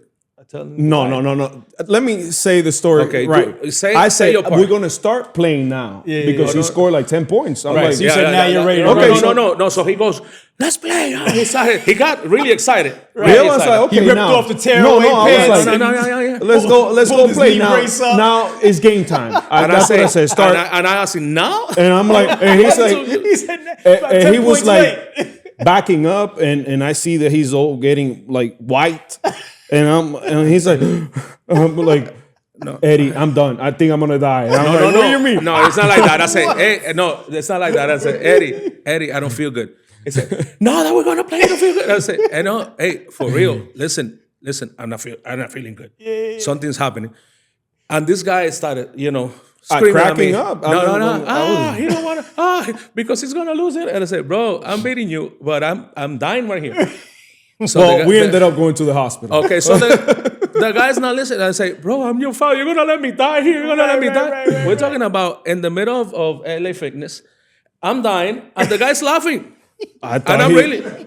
because right when I wanted to start playing hard, that's what. So that was the last time. conveniently, The that's what last I- time I played any moving sport. Like I said, I'm So done. was there an official diagnosis? What was wrong with him? Or was it just okay? was So it anxiety? Was it a no, I panic think attack? Was it- my sugar went down so low that I so he knew I was sick when I went he white. turned like I white. no color and no Yeah. color in me. He said, "Oh my God, he's dying for That's real." when I'm like, So he started okay. running. He got me Gatorade. He got me Gatorade, a banana. banana. So he got me back to life.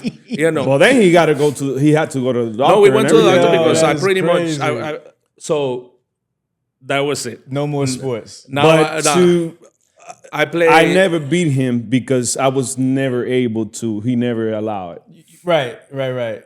But You never got your shot. He Never got almost my died shot, The that one time one. you almost had the shot. that one. But then the other ones, he kept fouling me, saying there was no referee. Okay.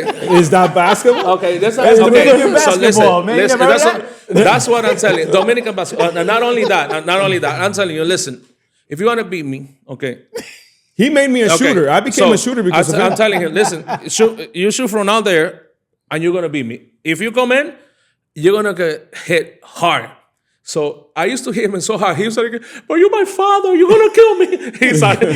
He had that little voice when I hit him so hard. He's like, you're going to kill me. You're my father. You're not supposed to say. But I'm telling you, beat me from out there. If you come inside the paint, Right. I'm going to mess you up. So, Right. So he got what he deserved. All the time he wanted to man. come in.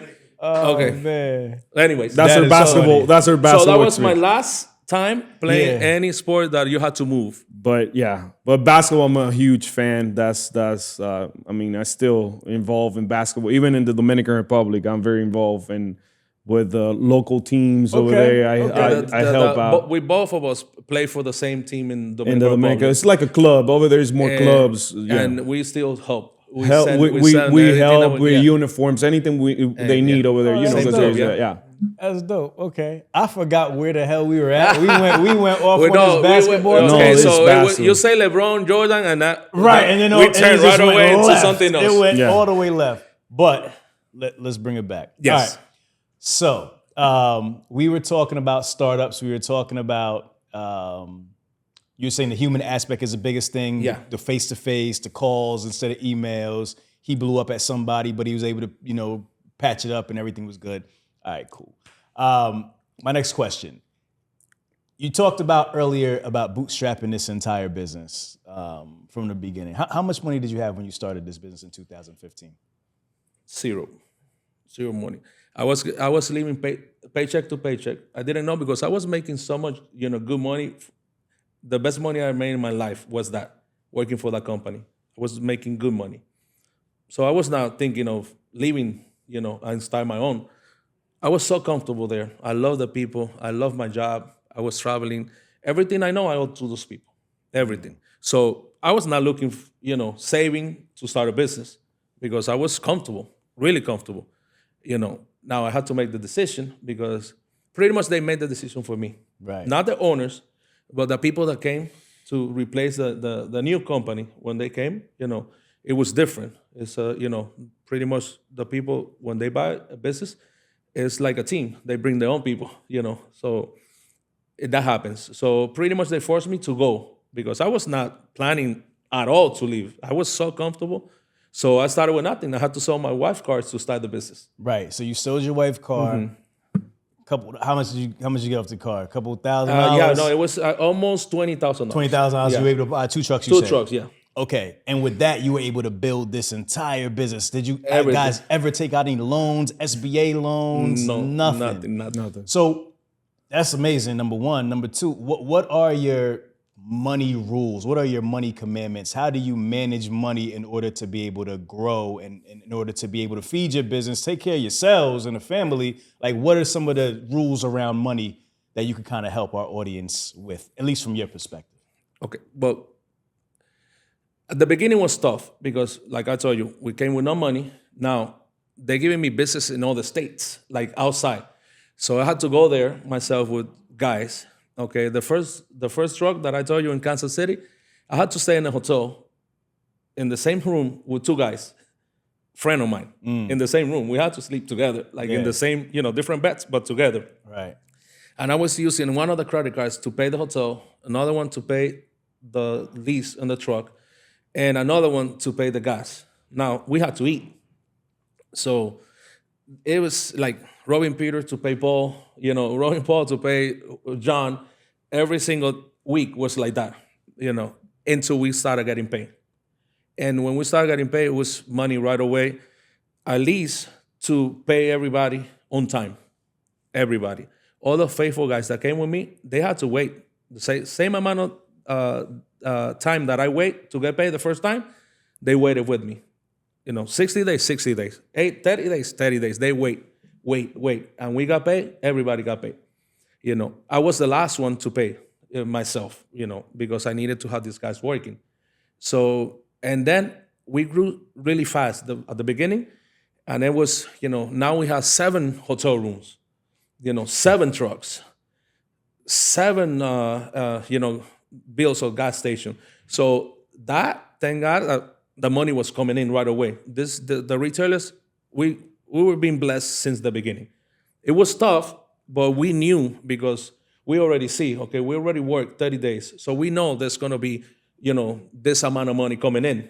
So everybody's going to get paid, but when they pay. So the good thing is that we can see the money, even though it's not in the bank, we can see it. Right. So we already work, this 30 days for this amount of money. So it's coming.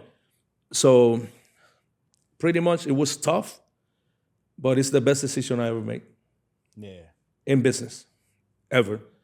even though it's tough. Because at the end of the day, here we are, running, how many think- contractors we have right now around?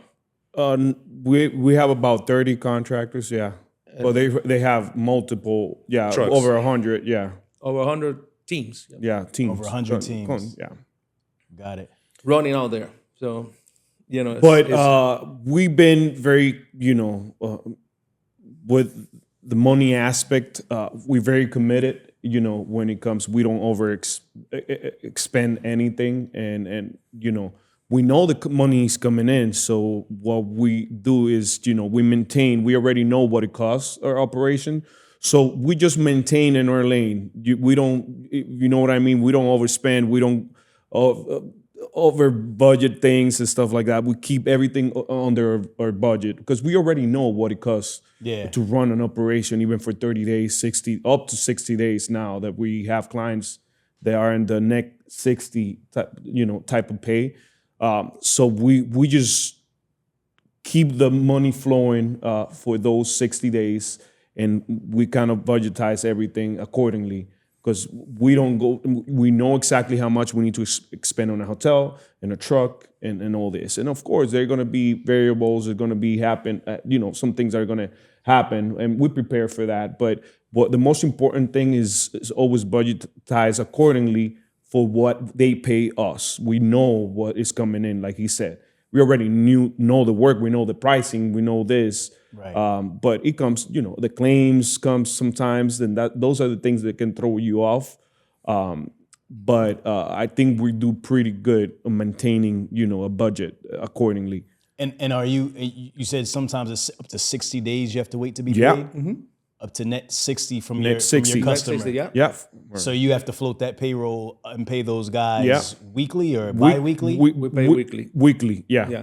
Okay. The reason why is because when I was in the trucks, I remember getting paid bi-weekly, and the money doesn't, sometimes the money is longer than the money you're getting. Right. So I always was telling myself, if one day when I get there, I'm gonna pay every week, because I know how tight it is for those guys. Because getting paid twice a month is not good business. And they're the ones who that's And another thing that's that we something got that we have that I'm proud of, is that we pay our guys really good. We are not only we pay every week, we pay our guys really good. So instead of paying overhead, we rather give it to the guys doing it. Right. That way your overhead is gonna stay low, because you don't need that many managers when you have good guys. Right. So instead of spending the money in the wrong places, we spend them with the guys. Got it. And that is the one that makes a big difference, because I was that guy. Yeah. I was that guy. So do you have, how do you set up your accounts? Do you have a payroll account that Yeah, you we keep have a that in, payroll. and We then you work, have a Cap X account for anything you got to do for major expenses? How do you set up your financing? So, we use a payroll company like ADP, they're famous. We use that payroll company, we need to have the cash amount in that account. And then usually we handle all their expenses through credit cards, to build our credit, Gotcha. build the credit for the company. And that's how we maintain pretty much everything. But And yes, we have different accounts. Different for accounts things. And for- everything is in a different place. So we have the expenses for account for travel expenses, account travel expenses, for for payroll. startups, Yeah. payroll. We divide it to keep a lot of control, because we come from pen and paper. Yeah. We don't have a degree on accounting or anything like that. So, and we had to do everything ourselves. So we learned the hard way and a lot of stuff. When the taxes time, when the income tax time came, we learned the hard way a lot of times, because we were doing a lot of things We're not doing incorrectly. it. We were doing it. We were big. You were commingling and Yeah, spending we didn't know. funds We with didn't We know. didn't know Fine, anything. We didn't even how to identify all the expenses and allocate the expenses accordingly. Yeah. Now we have learned that. When you're getting paid from somebody else, every Friday your money's there. Yeah. So you don't pay attention to those things. Now we're growing so fast that now we have money in the bank, but We don't that doesn't mean even, anything yeah. because we don't know where to put it, how to, and we learn really fast. Yeah, you we know, learn really fast. Through with trials. accountants and stuff like that. When the accountant sat down with us and then show us the reality and how the business, the business What's some of those lessons? Give me an example, like some of the biggest lessons you learned about money and finances. So when I sit down with the accountant the first time, he told me something in the business. When you tell them how much you're gonna get paid for a route and how much you pay for that route, he told me, Mike, thank God you never came to me before. I would have tell you not to go into that business. That's a crazy business. The margins are not there. Thank God you came when you already have. I was running around 10 trucks at that time. We were running 10 trucks. So thank God you came when there's already money in the account. Because if you come here first day, I would have tell you not to do this. Anyway, so one of the things that we learned is, okay, not to use personal anything. not mix personal with business. Because I didn't have an account myself. I was just Mega Brothers. Everything was Mega Brothers.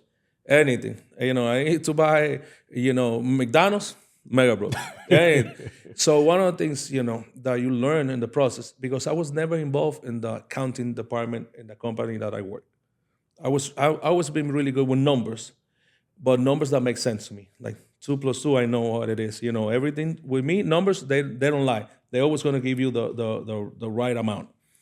So if I'm making, $100 and I pay 70, we're keeping 30. With that 30, can we survive? Yes, let's do business. So I was just that guy, 70, 30, And from that 30, we want to keep from 1% to 10%. If we can do that and multiply that, we're gonna be good. Now we're making money. Now the accountant is like, we cannot do this once a year. We had to do it every day. So what do you mean? I have it here. He said, it doesn't make any sense to be there. We had to do it every single day. And I need to know everything. So that's when, that pretty much the guy is telling me, you cannot do this. You're not allowed to do this. You need to do this, this, this. And so simple things like Simple, it's not commingle, because we're never big spenders, But if I make my money, my own money, I had to pay for my own McDonald's. I don't have to use Mega Brothers money. So, and I was pretty much tweak here, tweak there, so we can have, a real.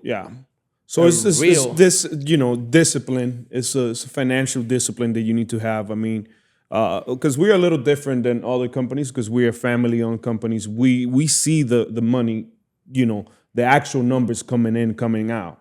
Not like other companies, they're budgetized and they have these huge, budgets and their margins are extremely low compared to ours because they see bigger numbers, they get paid way more. But now it's just us, since we are a family-owned company, we're very disciplined with the finances. That's and I the think most that's the one thing that we learned, to be disciplined. Be disciplined. Yeah. Like the same way we're disciplined in the service, in the finances. Yeah. Okay. We were not irresponsible, but okay, when you don't know, sometimes you make mistakes, and learning was, when we had to apply discipline. So now it's different because now we have an accountant, So part of the growth was, adding, which that's another thing. Sometimes we were maybe a little afraid of spending on a service, and that includes accounting and stuff like that. But at the pace that we were growing, we knew that we needed help. So that's when the accountant came in, and then we got, uniform companies involved, and then we have the insurance, like the open forces out there that can help you set up contractors. You need your help. You need to invest. Those are great investments. And also all these associations that, and all those places that we go to meet people like us. Networking. The networking, a lot of those people are the ones telling us, oh, you're growing too fast, you need this, you need this. Yeah. And sitting with, the people With the that big players with the and big stuff. players, those guys that we want to be one day, sitting with them, even though we're in the same business, we help each other. Yeah. And that's the good thing about this business. That nobody's We have competing against learned each so other. much about, networking, and like the NHCA is a great example. Have met great people that have helped me with insurances, with eventually saving money. And that's the great thing about me. And I cannot say it enough. The networking part and connecting with other people. At the end of the day, we have the same goal. We all want to make money, but we all have to respect each other to make the industry better. Yeah. And that's I think is it is happening among us. What about, since we're kind of talking about the finances, what about pricing? Like when you're pricing what would you call it, like a lane or a contract? How do you price your value competitively, right? Because you talked a lot about the value that Mega Brothers brings, service. How do you translate that into your price? And how do you know when to say no? What are you guys thinking about when you're pricing a contract? Can you tell me about that? Yes. Okay. So pricing pretty much is set. The retailer, they're not going to tell you, oh, this is how much I'm going to pay, but they give you pretty much a table of, okay, we can go up here, Like we a can go range. down, pretty much a range. And we don't say no to business, but we have put bids on locations that somebody else have won. And when we get the call at the end, we got the call and they pretty much say, okay, it was about pricing. We went with the guy, that make more sense for this location. Financially. Pretty much they go with the finances. And some of them, they say, okay, we went with you guys because of the service. And we didn't look at the financial part. We really wanted you guys to be here.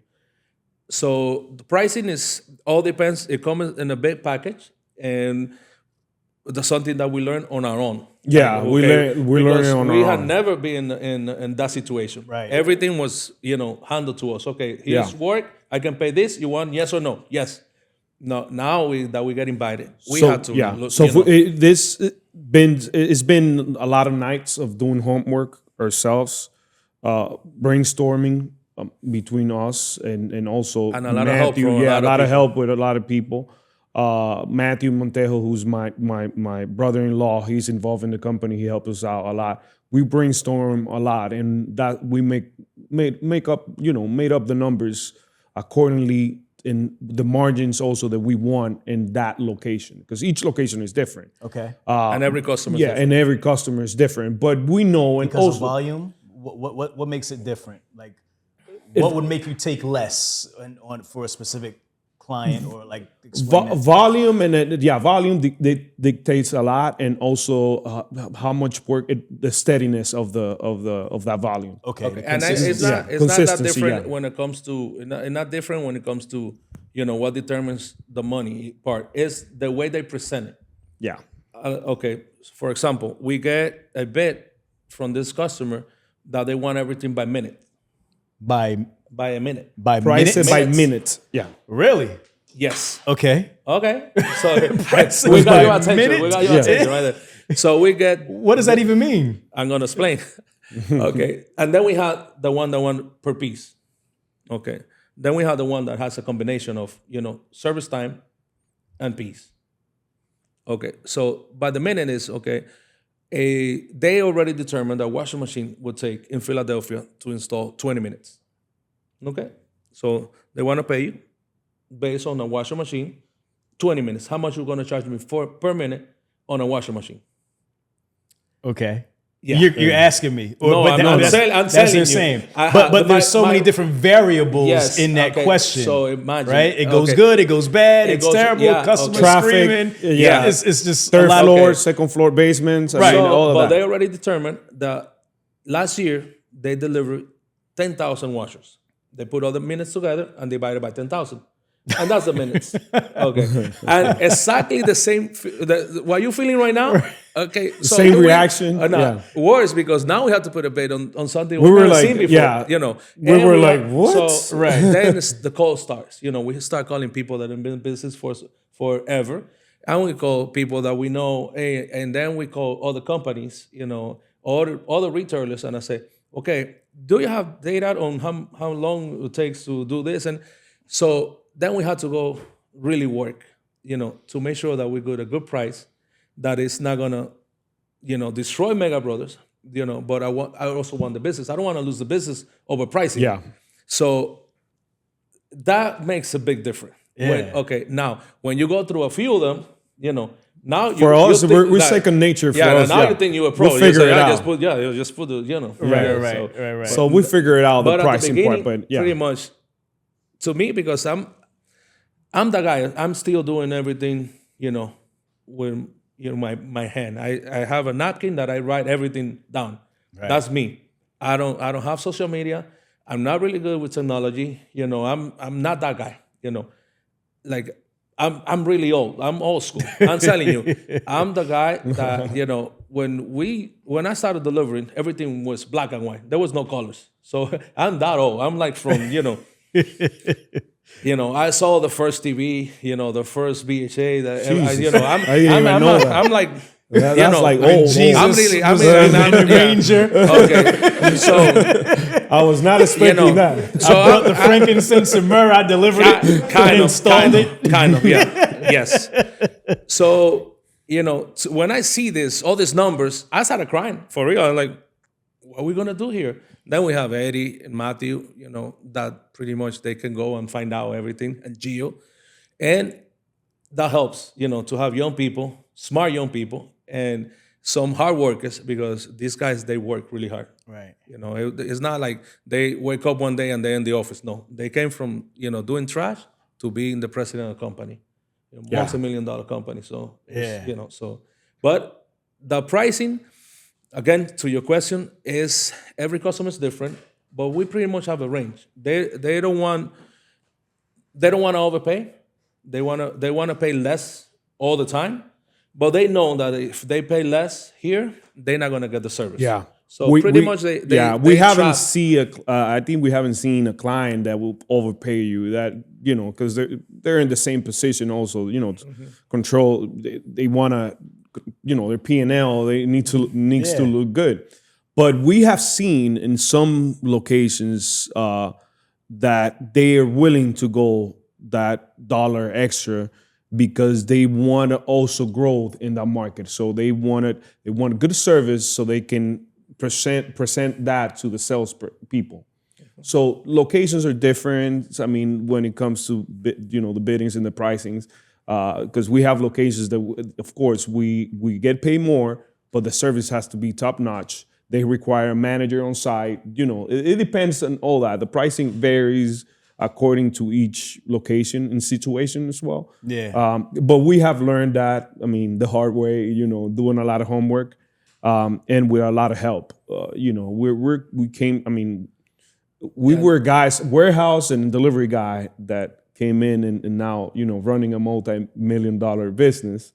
It didn't come, just watching YouTube. Didn't come easy. Yeah, it is. Yeah, it takes a village and a lot of help and and discipline though. Did you guys ever underprice yourself or look back and say, damn it, we shouldn't have did for that? Mm-hmm. Oh, yeah. That wasn't a good idea. Yeah. How do you get out of something like that? Did you go back to the customer and say, hey, listen, man, this is not going to work for us? Smart. We have done it We're smart. super patient. Okay. Yeah, because if we are the one that shoot ourselves, we had to eat it.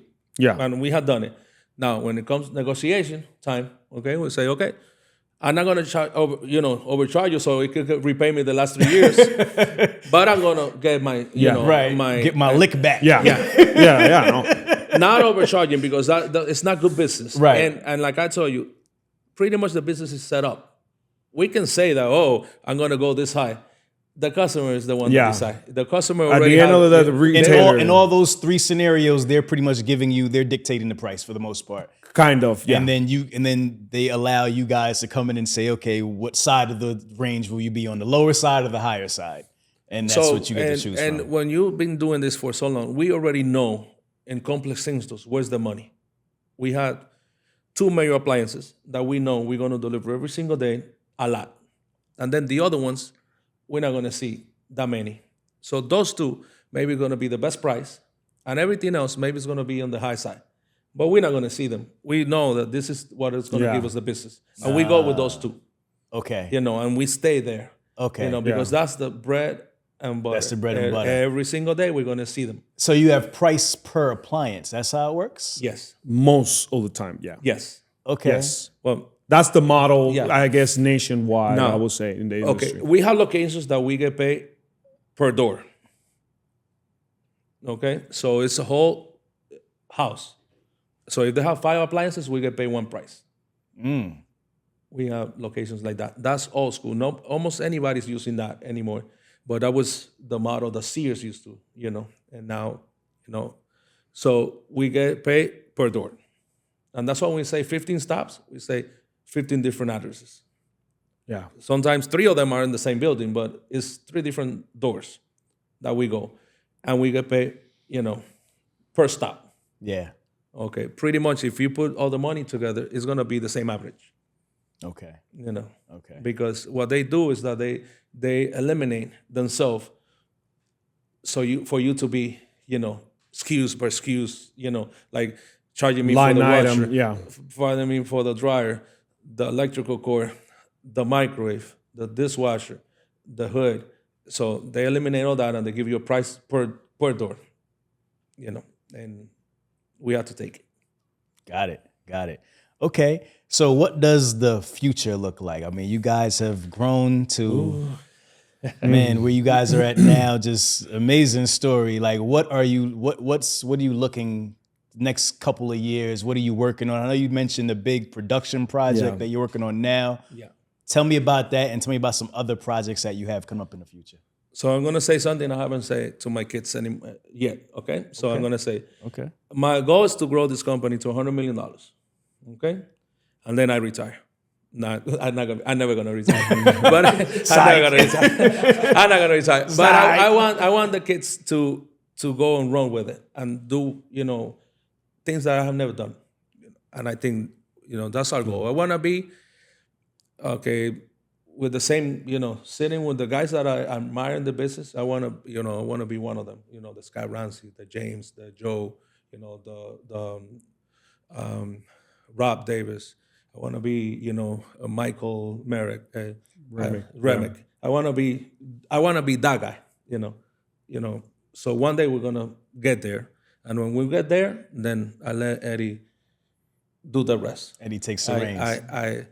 I think we can get there. And how do you get there? What do you think is the key? Following the steps that following knowledge and. Those guys, they have a lot of knowledge. Yeah, learning. We keep learning every year. Diversify also. We have to sometimes, because we do mostly appliance. That's a bread and butter, but we can diversify. I mean, if we're already doing complex installs, maybe we can do bed setups, and exercise equipment. So diversifying, that's one of the things that we have. And also the 4-wall operation that I think is going to grow that business, that side of the business. What's the 4-wall? The 4-wall, so we control the distribution, the warehouse and the staffing of the warehouse, the customer service, and everything that it takes to run a warehouse operation. I think that growing that part will help us a lot. Because that takes, it's also a niche in the business on that, because that takes a lot of pressure of the retailer. They don't have to worry about, the liability of having an employee that get hurt in a warehouse and stuff like that. So they give you the whole rundown of the operation. Yeah, and that typically happens when they just don't have anything established, right? Like if you do a startup, they don't have anything there, you'll run it. Like now, the ones you run now. No, these companies have been around for 100 years, so they already have. We just got the business for a period of time. No, but I'm saying like when they have you run the 4-wall operation, and you have to get the space. Yeah, we have to get the space. You have to get the space. So why are they giving it to you in that specific instance as opposed to like others? That's what I'm saying. Like, what's the difference? We went through a bidding process, and we got awarded, and I think we have to make a presentation, and I think that's what So when you do that, are you the only carrier running out of there? No, right? There's others. Yes. Oh, you're the only one. Yes, we're going to be the only ones running that operation. And that operation is There's just only be you guys. Yes. So that part of the business that we run the entire operation out of that building, we want to grow. I know we're gonna be able to grow Yeah. that side of the business. Okay. So he just now gave you some news, man. You have anything you want to break to him? 100. That's his goal. 100 mils to take it. It's really, but I look up to this guy. I mean, he, besides my father, he's also my best friend. We have a great relationship, and then working relationship. I think we can. What I told him not too long ago is, I know we could be one of the biggest players out there. We have the potential. So if we take it up to 100 mils, I know we can go up to 200, and the sky's the limit. It's just, that's what I believe. If we can, if you look at our background and where we came from, this right now, just sitting down with you is a huge accomplishment for us. I appreciate so that. Thank you for the invite, because we come from really humble beginnings, really humble. And I don't want to get into all the details of that, but we actually living the American dream. And we've been blessed being in this country and have an opportunity. That's why we're here. And I know sky's the limit. So I'm gonna continue. He's follow his footsteps. Yeah. That's all I'm gonna do. I love that. Yeah. So 100 mil. What's been your best revenue year so far? Was it around that COVID time? The COVID time, those years it was like crazy. What did you guys do, if you don't mind sharing? Around, what was the revenue? The 20 was the lowest, and we wanted to pass the barrier of $10 million, and we passed it. And then the other 2 years we just blew. Just keep. It was keep like going. He said he was 10, and then it just kept on going. Yeah, because you know how it is. We've been able to grow every year. Right. We so let's say you probably at about maybe 30, 40. In the 20s. 20. Yeah. Okay. Yeah. Okay. All right. Not doing too shabby, man. It's all right. I know you don't want to talk about money, but hey, man, we gotta inspire the people, man. No, definitely. At the end of the day, man, you guys are taking care of a lot of families and a lot of people. And when you say 20 million, that's not all in your pocket. We know that the margins are the margins. No, the margins are super small. Right? It's like so super small, yeah. Super small in this business. But definitely it's been a blessing, and the only thing, the only reason why you get blessed is to bless others. That's only one thing. That's why you get blessed, to bless other people. Yeah. And we super blessed. And if we can keep blessing people, yeah, I'm okay. I'm good. Yeah. I know we can grow faster, but then we have to take partners, and then we have to take loans and things like that. And right now I don't see it. Does that mean that the right partner comes through the door? We're gonna say no. We already passed that. They've been knocking the door, sure. and and I'm like, not yet, not yet. I keep saying, and maybe I don't want to say. Has somebody offered to buy? Not really, more partners.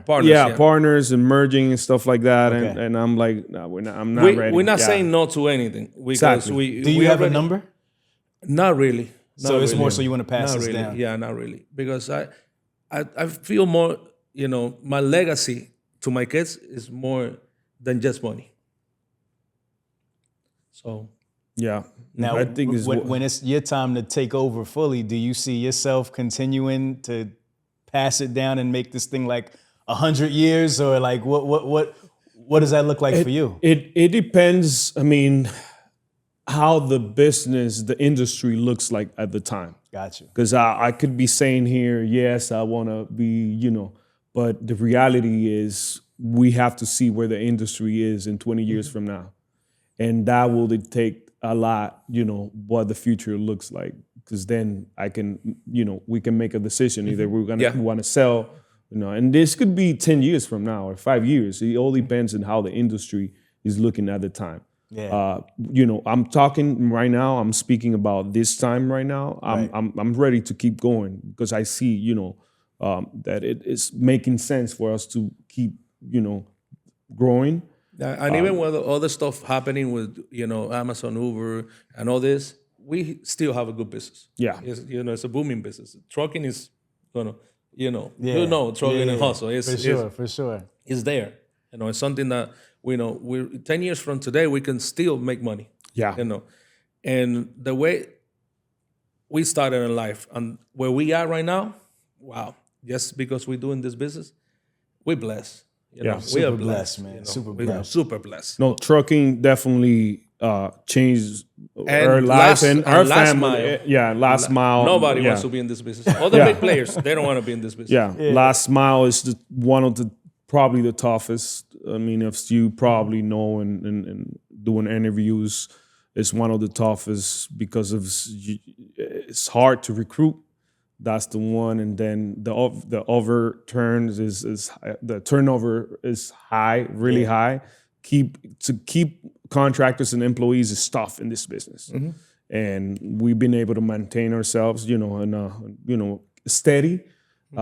We are not like very eager to grow, like desperately grow. We're being very, smart how we grow because we want to offer the quality. Yeah. That's what we concentrate on. I know the quality is what's going to take us to the next level. Yeah, yeah. So that's why we keep it like that. I love it. All right, as we kind of get close to wrapping this thing, man, we always end with a final thought, and that is when I ask my guests to leave our audience with some words of encouragement, something entrepreneurial, or just something spiritual, wherever you want to go with it. And then also let everybody know where they connect with you guys directly. So I'll start with that. Mike, where are you most active on social? Is it LinkedIn or? LinkedIn is the only Probably thing that's thing? the only thing I have. I don't Okay. have nothing else. We have a Instagram as a company that I can see. But I don't know how to post or receive. I don't know how to use it. Right. I can see the Instagram as Mega Brothers. Not doing any TikTok dances anytime soon or nothing like that? Well, I see him in the near future. Listen, I will be great at that because no, for real, I'll be great at that. I don't Great at have everything. I don't have a problem with that. Right. I don't have a problem to be To express yourself. I cannot. I don't have a problem. Like I can dance, I can sing, I can what you gotta do. I can do it all for real. I'm not kidding. No, he now. is. I can, You think he's like, joking? You put He music, won't- I don't think he's joking. That's the crazy you thing. put music. I know he's dead serious. If you give me music right now, when I was a delivery guy, and this is just a little piece of me, to earn my 10, it was a 10 out of 10 that will keep you working. I finished my job, washer machine, done, tested, everything is level. I would ask a customer, listen, what can I do to earn a 10? I'm willing to dance for you. If you and you, for your surprise, a lot of people say, I want to see you dancing. I say, play some music. And I used to dance for the customers. And I used to get my 10. Now, are you doing bachata? I do bachata, merengue, reggaeton, What else? salsa. I can do it all. That's hilarious, man. And I know, and like when you come to my house, that you come to yeah. Florida, For sure. I show you my studio. definitely I have coming. my microphone. I can sing. I can dance. I can do it all. I don't have man. a He's problem a with that. showman. I don't know how to sing, but I sing. I don't know how to dance like that good, but I can keep the rhythm. My brothers and my sister, we just when he gets the mic or he starts talking, we boy, just here we go. But There I don't you know what go. he said because he's really good at music. Like he has some. Oh, lyrics. I can Do do a little some something? a little something. no, Yeah, he's well, really- we You play can talk- instruments or you? No, not at all. You like more sing? like a writer, Right? and Okay, stuff, okay, and, okay. and Oh, no, the guy's Multi-talented, good. man. yeah, but we'll talk that off. off the record. Yeah. All right, so leave us with your final thought, man. What do you My want to leave final our thought. audience Okay, with? so anybody there listening that wanted to start a company, do it. I don't want you to suffer. I don't want you to go through, all the things that we went through. But fighting for your own thing is the best thing that can ever happen to anybody. Now, you have to be smart about it. Just not jump on something that you don't know. Try to stay in your lane. Okay, if your business is trucking, just find a way to grow that company. Somewhere, somehow. You have the knowledge. You already been doing it for somebody else.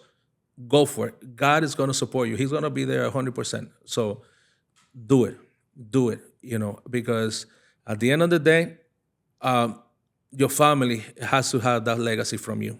And trust me, they're going to honor. I love that. It's amazing advice. Eddie, where can people find you? And then the final thought. Same Mega Brothers Logistic without the S.com. They can go there. They can also see our Instagram is the same. And in LinkedIn, I'm the same way. Eddie Valdez, you can find me, Mega Brothers Logistic. And the message I have, I mean, for someone that came, from cutting boxes in a warehouse and doing the recycling is that, man, the sky's the limit. If you have the willing, you can do it. Especially in this country, there's a lot of opportunities in this country. I keep saying that over and over, especially, as to immigrant myself. There's a lot of opportunities. If you build a company, it has your name on it. If you look it up in Google, it has your name as the owner of the company. Take that company to take pride on that company, own it, and because that's going to be the future of your family. And I think that's it. If you own it, man, if you take pride on your name, especially if your name is in that company, take it to the next level. Go hard, hustle more than others. Long nights, if you have to drive extra, some extra hours, if you have to drive long distances, just do it for you and for your family. That's right. I love it.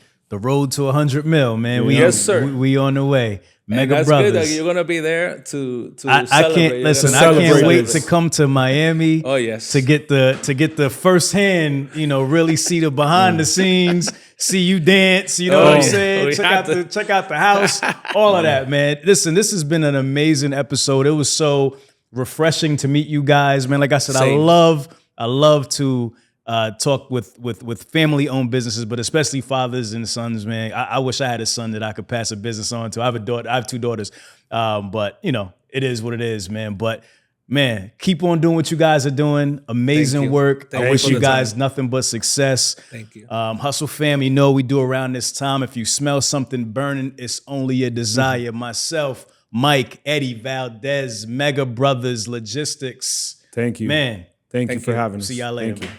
Y'all, listen, I'm happy to announce that we finally launched our YouTube memberships. Listen, if you want to support Truck and Hustle for all the hard work that we've been doing over the past 5 years, this is where you need to be. As a part of our memberships, number one, you'll get exclusive access to all of our archive content.